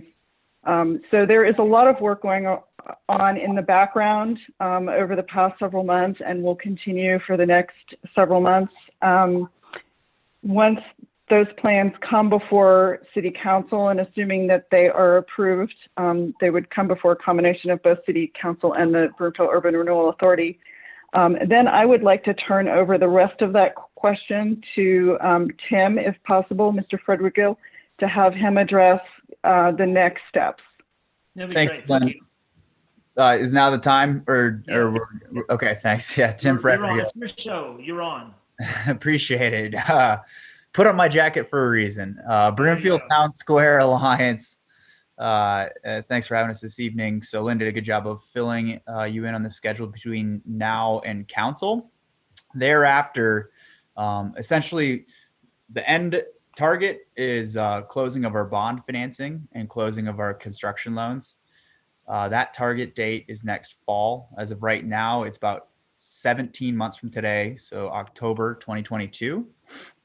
After making it through council and planning commission, if all goes well, we would be cranking on construction documents for the site work, completing the lake design and the landscape design surrounding the lake and park area, and then completing construction documents on all of the vertical development throughout the site. So again, it's next fall would be the first construction activity you would see. And at this time, we're maintaining that schedule pretty well. We are tracking and holding that date over the past 6 or 9 months. Oh, that's great. So we'll see a shovel in the ground in October of 2022. Knocking on wood. Okay, great. Thanks. Is there anyone else that has any additional questions or requires any additional information before I close the public hearing? Okay, I will declare the public hearing officially closed. Are there any additional comments from staff? No, None? thank you. Okay, so we'll now proceed to the resolution number PZ 2021-8, a resolution approving with or without conditions, or a resolution denying Broomfield Town Square Urban Renewal Area Plan. What is the pleasure of the commission? I will move forward and say Commissioner Silvers makes a motion to approve the plan. Is there a second? Commissioner Franz? I second your motion. Okay, I have a motion by Commissioner Silvers and a second by Commissioner Franz. Any discussion on the motion? Okay, will the secretary please call the roll? Oh, Ms. Bertanzetti. Could I just have clarification? I just want to make sure the motion was to approve, but I believe it's in finding and declaring that the URA plan is consistent with the comprehensive plan and that you are recommending approval of this Broomfield Town Square Urban Renewal Area. Correct. Can I just make sure that that's the clarification? That is the motion. Yes. Thank you. I agree with that. Okay, so will the secretary please call the roll? Carius, Can I abstain? Unfortunately, no, you cannot abstain unless there is a monetary benefit, conflict directly. But I read through the bylaws and there's no specific clause saying that a person can't abstain just because they want to. I believe that, I think we researched this about a year ago, maybe in June. And we did let you abstain from a vote. And I think we followed up and said we should not have allowed that to occur. I can look for that. Christine's on the line. That's my memory as well. I really think we should change that rule. Literally goes against Robert's Rules of Order. I don't know what the justification for it is. So it looks like searching my emails, it was, I just have number 9, that must be from the bylaws. Members with a conflict of interest should petition to abstain from voting, and the chairman may request a vote on the abstention. So if you would like to have a vote of the chair, I think what that means is that you could request the ability to abstain from the vote, and the chairman could vote on that abstention, right? Could grant that. Now I've got to find my copy so I can see the whole thing. So Commissioner Karras, is there a reason you want to abstain? Is there findings or something you don't like or dislike or too open-ended, or what's your position? Yeah, I mean, the plan itself, the comprehensive plan, is largely open-ended and can be open to like a wide variety of interpretations of what the project is intending on planning. And the site for the space, what's actually being declared the urban renewal zone, is significantly small and not inclusive of the number of spaces that potentially could benefit from this type of a development or activity supported by, the city. And so to me, the project, it just doesn't make sense. I'm not sold on it.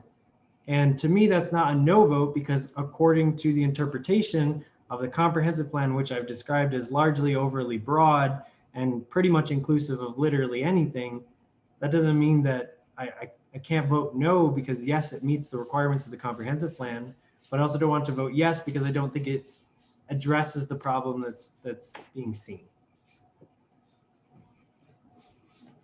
But I also don't understand these abstention concepts. So are you requesting an abstention? I was just going to read the bylaws again. Can we go forward and come back to him while he's doing that? Silvers, Yes. Franz, Chairman, I do think that we actually should probably stop Okay. before we continue on with the vote. And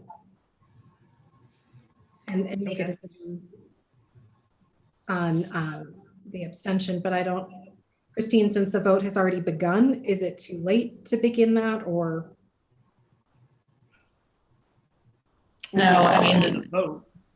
it just makes more sense for things practically. I don't want to violate the bylaws, but Christine, you're breaking up, so it doesn't make sense what you're saying. Tom, can I just recommend, let's maybe take 5 minutes. We can figure out Christine's audio. Sure. Come back. And I'm not trying to Take a minute. bypass Commissioner Carius. I was just trying to be considerate of everybody's time. Commissioner Carius, have you researched the policy? Can you vote yes or no, or do you want to ask if you can abstain? So the only number 9 of the bylaws states that members with a conflict of interest should petition to abstain from voting. And you don't have a conflict. Or the chairman may request, but I don't have a conflict of interest. I'm voting abstention out of conscience.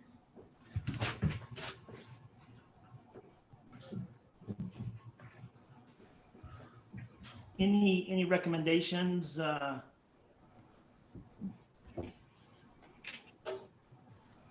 Chairman, Christine is reconnecting to the meeting. If we can just give it just a moment. Oh, absolutely. Mr. Chairman, Chuck, here. Mr. Hastings? Yes, a number of years ago, I abstained, and I was told that was inappropriate by Tammy Yelko when she was our staff attorney. Okay.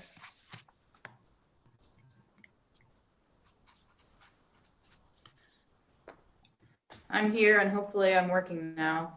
You are, we can hear you. Yes. Okay. So give us some guidance on Commissioner Carius's action. So I understand that it's not addressed in the bylaws. We did address it some last year, and I have also, just still being a bit new to Broomfield, taken advantage of the fact that Carl is with us and consulted with him as well. And as I think that you all would agree, he is, even though he wouldn't say it, he's the expert on these land use boards. So unfortunately, an abstention is not something that we can allow. Okay. So Commissioner Carius, you can either vote yay or nay. Please.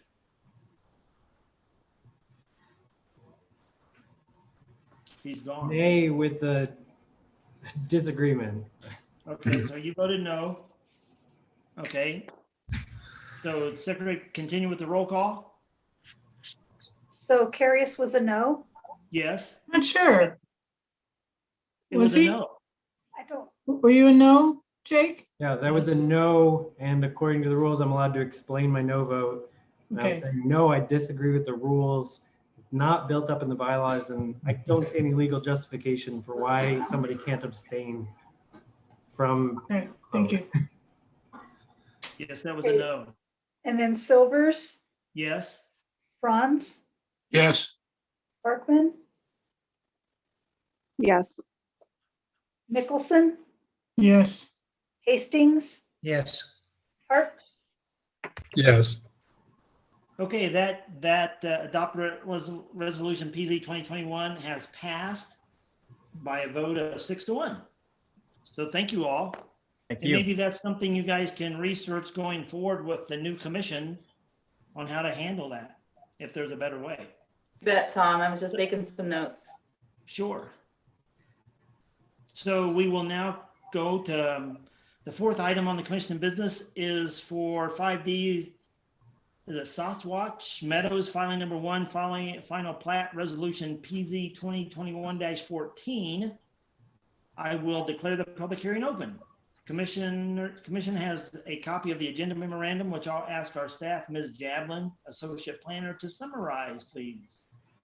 Thank you. And if we could go to the next page, please. Right. Good evening, Chairman and members of the Planning Commission. The application for consideration is a final subdivision plat to create 7 approximately 1 acre residential lots within the A1A zone district. The application is complete and to the best of staff's knowledge, notification requirements have been met for this hearing. Please enter the memorandum and supporting documents into the public record. The 7.95 acre parcel is located at the northwest corner of Irving Street and West 144th Avenue and is zoned A1A and within the Toad overlay. The adjacent properties to the north, east, and west are also all located within the A1A zone district and currently being used as residential lots. There's additionally 1 property within the Wilcox subdivision that is bordered on 3 sides by the subject parcel. The Village at Broadlands condos are located to the south of the subject property. And next page, please.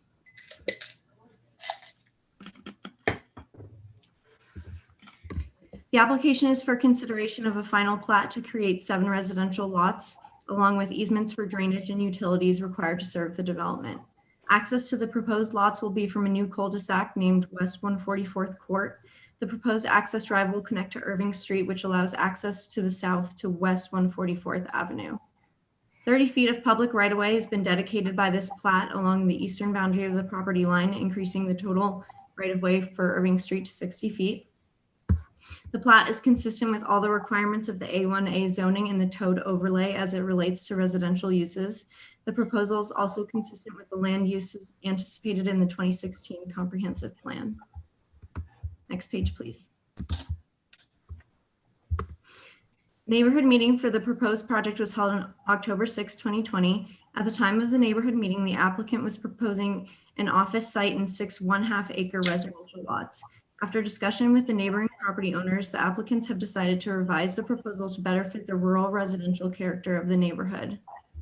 The proposed homes on the site will be required to meet all A1A zone district requirements.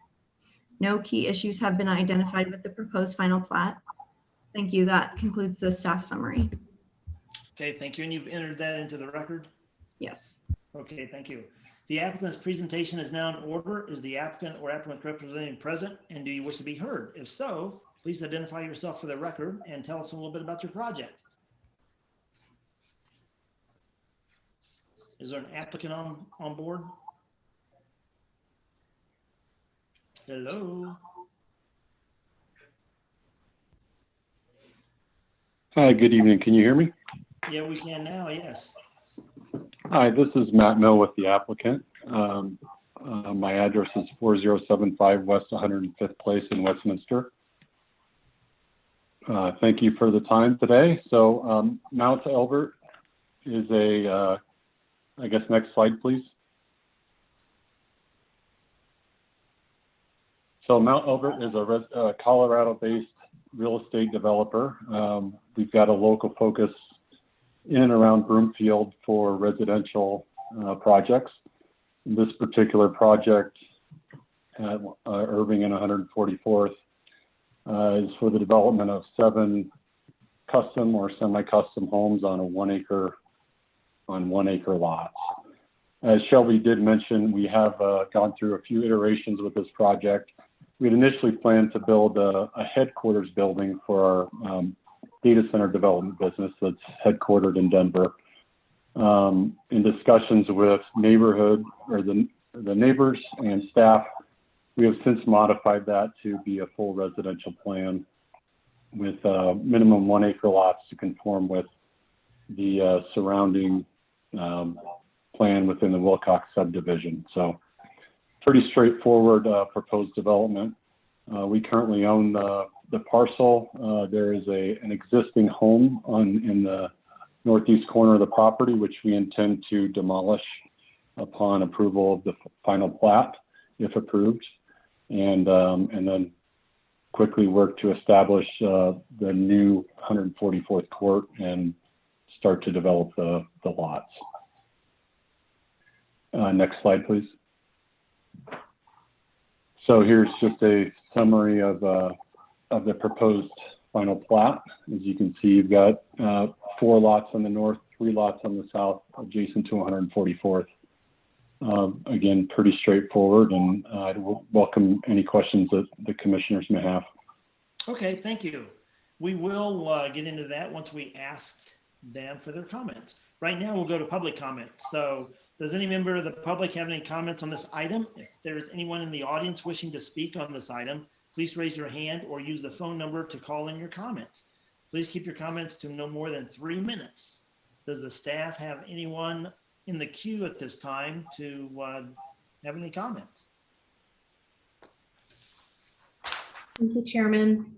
I don't see any hands raised at this time. Okay. Up there I is see one. Yep. I see one that popped up. So whoever just got on the call, would you please identify yourself and tell us what you'd like to? Nikki Roberts.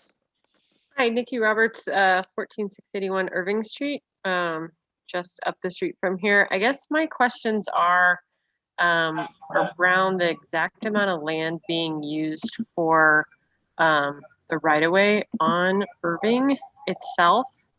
It's hard to tell like exactly from the schematic, I guess, if you will, like where the road is now to where it would be expanded to.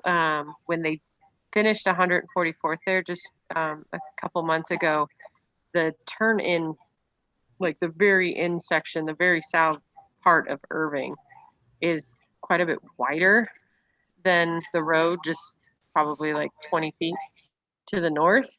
So I'm wondering if that will be widened to keep that same line from 144th, or if it'll stay with that sort of bottleneck kind of look. Okay. Can the applicant answer that question?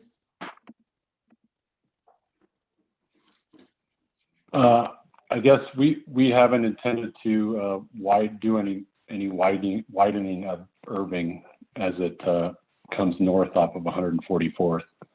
I don't know if the city has thought through that, but there is a 30-foot right-of-way there for a future widening project of Irving as it heads north.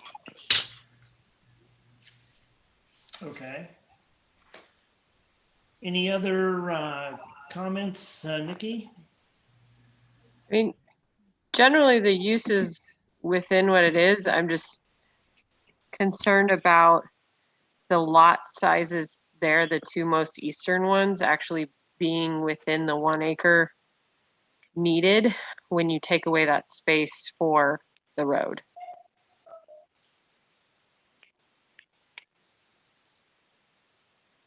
I believe that all lots exclusive of the right-of-way are equal to or greater than 1 acre as proposed. Okay. I don't know if staff could like bring up that schematic and kind of point to where it represents that, like the current road versus what would be right away. Yeah, I have a plat. I'm sure you guys can call up a plat. Can I jump in here? Yes. Great.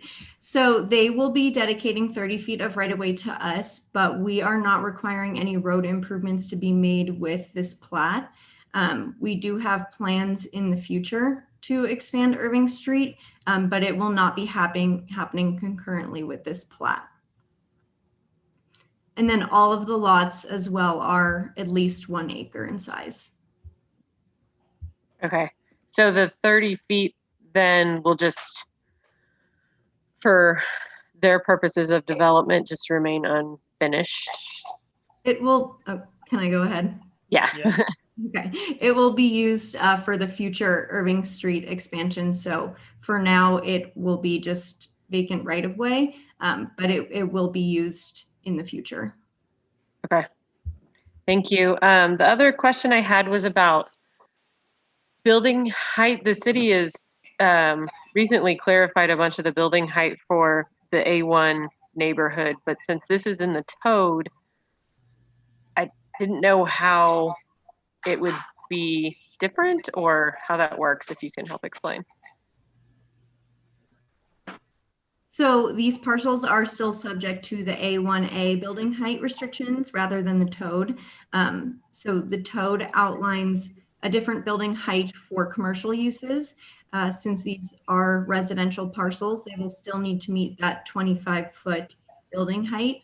And the applicants have been sent our information on how to measure building height in the A1A zone district, since they are looking at starting to prepare some home plans. Okay, so that new web page that sort of shows which pieces to include and stuff. That is correct. Okay. All right, thank you. I think that's all I can think of at the moment. Well, thank you for calling in. We appreciate that. Anyone else in the queue to talk? Thank you, Chairman. I have not seen any other hands raised. Okay, good. So we will move on to the commissioners. Will the secretary please call the roll? Hart,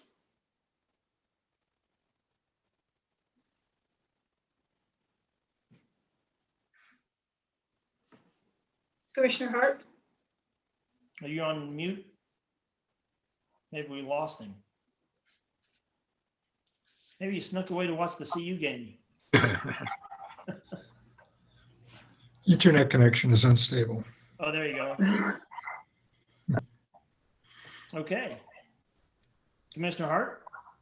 Yes, I understand that the neighbors like the project. It complies with the TOD.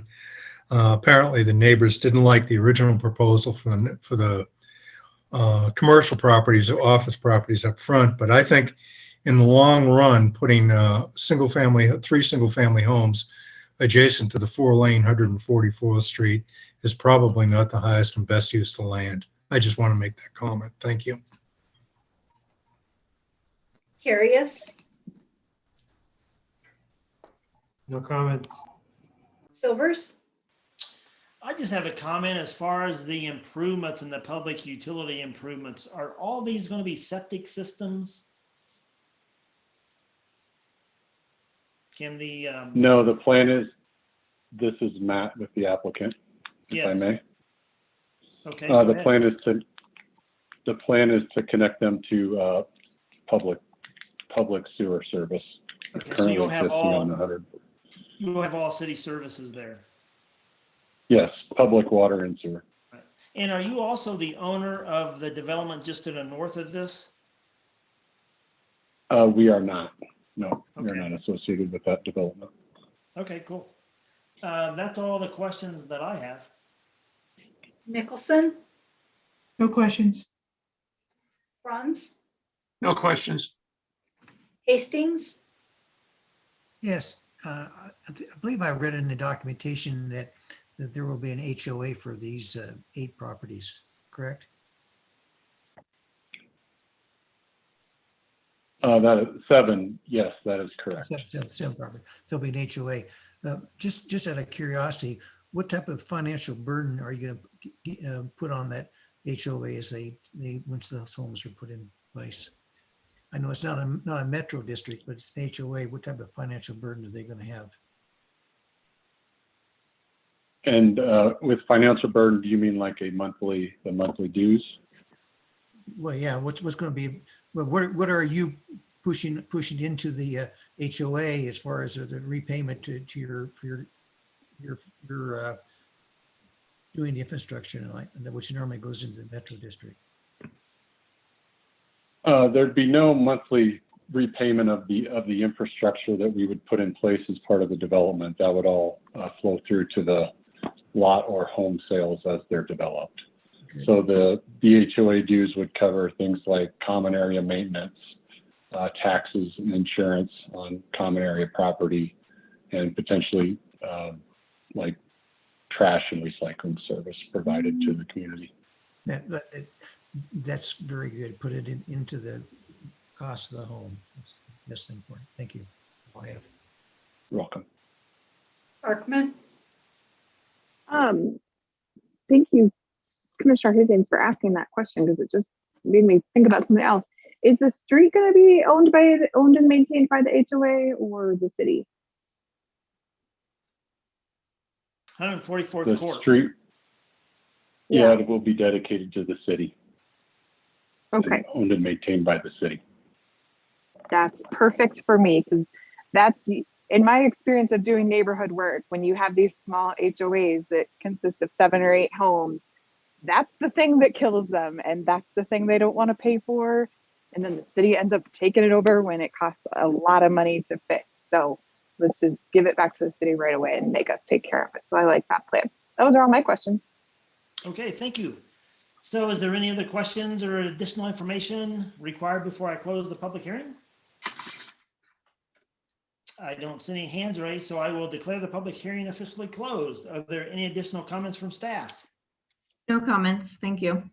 Okay, we'll now proceed to the resolution. Resolution number PZ 2021-14, a resolution approving with or without conditions, or a resolution denying Swatch Meadows filing number 1 final plat. What is the pleasure of the commission?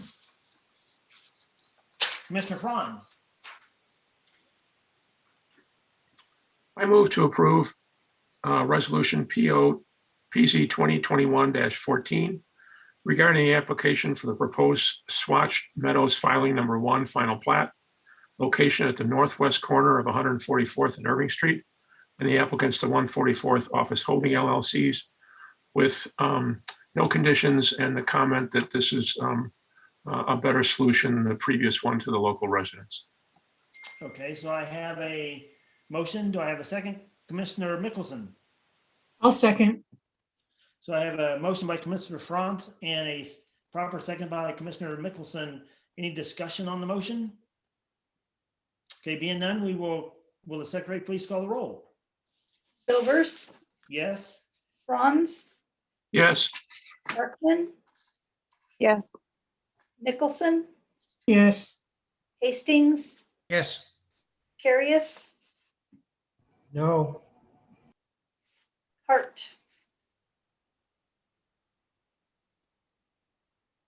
Locked out again. Commissioner. Commissioner Hart, you there? We could read his lips. He's muted. He's giving no. you a thumbs down. Pull up a sign. No. Okay.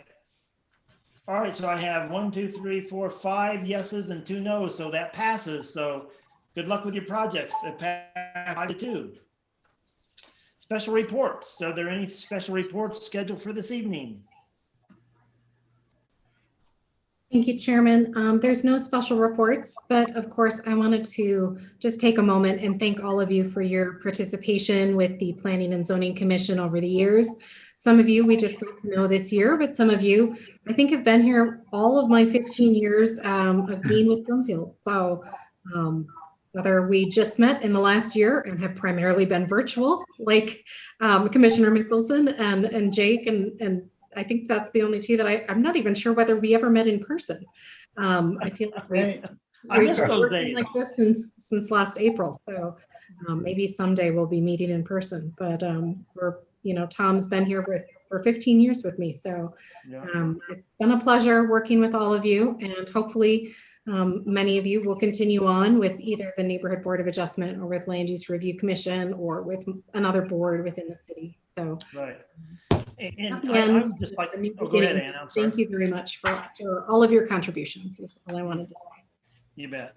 And same way with me, you guys are a good group of people, and I think we have a great commission. And, Jake just coming on, he brings in a lot of knowledge and certainly expertise. We have, Chuck and everybody that's Earl and Susan and everybody that's in here. If I miss somebody, I'm really bragging on everyone that you guys do a great job. And it's just unfortunate that the city council is elected to go a different direction. Hopefully all of you will be appointed to whichever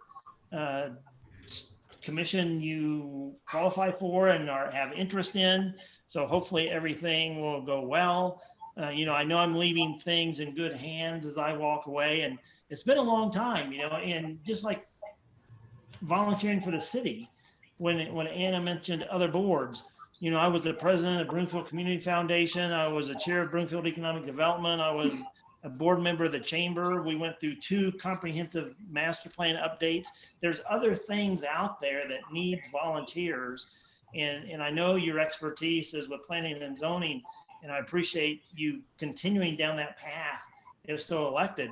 But there's lots of opportunities in Broomfield to give back to the community. And that's the way I always framed everything that I did, was because I always like to give back, and that's something that I think makes a community feel like home and make you part of that. So in my final words, I would just say you guys are a great bunch of commissioners, and everything you've done has been really good. And, you have 7 commissioners and everybody don't always agree, but you respect each other. So, it's good to have people that have different opinions, different values, look at things differently, because if we didn't do that, we'd only need one commissioner. So it's always good to have a variety of thoughts and processes. So with that, that's all I have.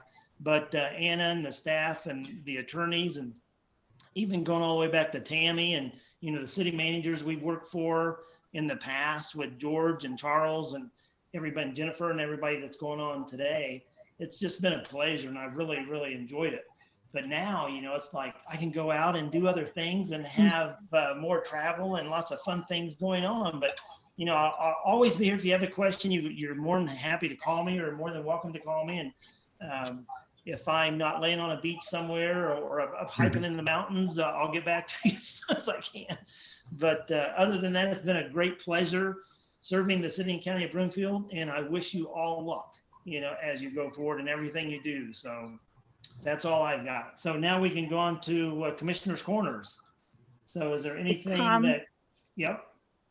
I would also like to take a moment, because this is going to be my last meeting. I did not reapply for either of the commissions. And I would echo a lot of what Tom said. I've really enjoyed working with all of you over the past 6 years. Actually, I was looking at that the other day. It's been 6 years now that I've been on this commission. So I feel like I've learned so much from everybody, and I just really appreciate everybody. I really appreciate all the staff and your hard work. I've learned a lot about your hard work in the last year, and really just appreciate it. I also wanted to say that I hope I still get a chance to see you all in different places and around for a while. So I hope everybody gets appointed to whatever board they wanted to, or a different board, or as Tom mentioned, there's certainly a lot of different ways to serve. So that's all I had. Okay. Any other comments before we move on? Yes. Hi, Chuck. Full disclosure, I passed my written, I failed my oral. I did not complete my application. I felt my time with, I was in Florida, my time with my granddaughters, which I hadn't seen for 9 months, was more important to me. And so my 11 years will come to an end unless they just take my half submitted application. Well, there you go. Well, you've been in here a long time as well, Chuck. So 11 years is a long time to be on any board, let alone 15 years. 11 years is a pretty good stint. So that's, and we've appreciated all your comments along the way. And everybody has provided such good comments and reasonable ideas and fresh ideas, and made good motions. So, it's a good team to belong to, and I hate to see it break up, but I'm sure it will. And Jennifer, your cat's purring has been a relaxing part of the meetings. Oh my goodness. You know, earlier I couldn't help put that dark one down. She had a skunk experience earlier this week. Oh no. And had to have a big bath. Now and I noticed while she was saying thank you, can you notice I still smell? I still smell. Can you give me another bath? Have you heard that story that if you wash them in tomato soup, that kills the skunk? It Well, doesn't. work. It doesn't work. I got a recipe off the American Kennel Club. Oh, there you go. And did a pretty good job. But when she was right here, man. Oh, what's so funny? I had a brother and sister-in-law that went to Montana, and along the way they took their dog and they got him out to go to the restroom, and they went into the woods. Got sprayed by a skunk. And somebody told them, well, if you wash it in tomato juice, it would kill the smell. So then they had a dog that was covered in tomato juice and still smelled like a skunk. So that doesn't really work. So we'll see what happens. You know, you got to be careful about those old wise tales. Anybody else have anything? I was just going to add that, like Chuck, I was up until 2 o'clock in the morning getting CUSG, the student government's budget done, and also spent 5 hours debating the Constitution for student government to represent the students of CU Boulder. So I was pretty worn out by the end of the week, and I didn't remember the Spark Hire interview questions until 6 p.m. when I finally realized I was free. I was like literally free from everything, because we were literally up till 2 o'clock in the morning setting a new budget for student government to move forward next year in the middle of a pandemic, and it sucks. Via Zoom is terrible. But I also wanted to note for Christine, the reason why I argue so thoroughly about abstentions is that it's very clear in the book, Robert's Rules of Order, newly revised 11th edition, section 45 on voting procedures. There's a title that specifically says the right of abstentions, and it guarantees every member the right to abstain, even though it says that you should do your best to come to a vote. No one can compel a vote regardless. And I think we should really, really look into that, because I'm so confused about why we've come to this conclusion. And I know we've done it historically, but it doesn't match the basis or the kind of the reason justification for it being in Robert's Rules. You know, that's a good point. I appreciate that. Also, along the way, I know like Adams County suggests that the planning and zoning follow Robert's Rules of Order, but it's not a precedent. So that's something that you need to understand too, is absolutely, you know, people want to follow Robert's Rules of Order. And I think in our bylaws, we need to say we will use that as a guidance tool if that's something that you want to do moving forward from the law department and doing the policies, because you don't have to follow that every line item, but it's always appropriate to do that. So that's something you guys might consider as you think through Jake's comments and the issues about abstentions. Do we want to follow Robert's Rules of Order or we don't? And so that's something the department and the city needs to give clarification on. I appreciate that, Tom and Jake. And yeah, legally speaking, it is typically a mistake to incorporate Robert's Rules as a must, because it's, you know, however Jake knows how it is, because there's so much room for mistake. Right, so he's got the copy. So there's a lot of room for mistake, and so it's better to kind of have basic legislative or quasi-judicial parliamentary procedures set out and to follow those, and possibly use Robert's Rules as a guideline.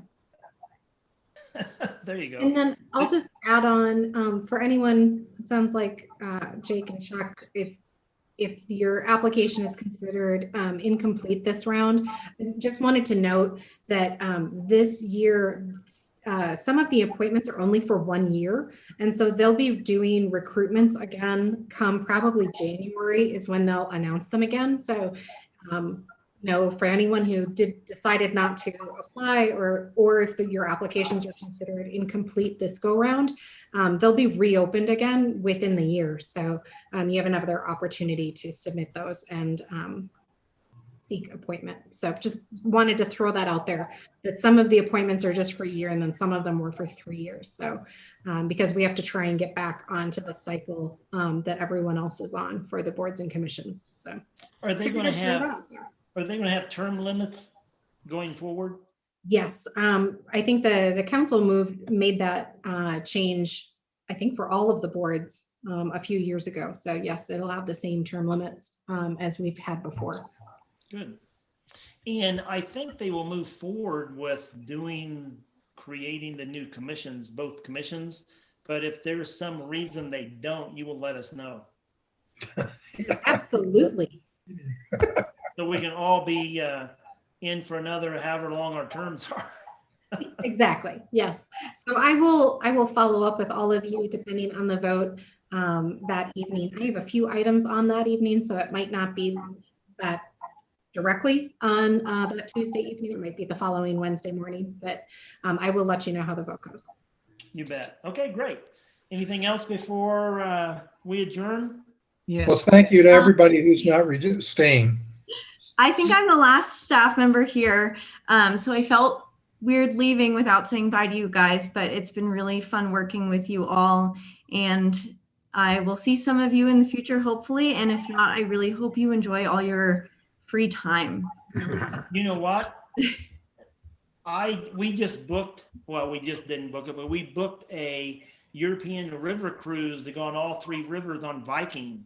Oh, Shelby. nice. So you were telling me your parents did that as well, so we jumped on that ship They as are well. big fans of the Viking cruises. Yeah. Tom, I don't want to one up you. I just booked one where 7 rivers in 14 countries for 47 days. No way. Oh, my man. God. Well, one of these days, maybe I'll be Chuck, who knows? Hey, well, talk about meeting. CU crashed and burned. Oh, thanks. Now I don't have to I just recorded the game.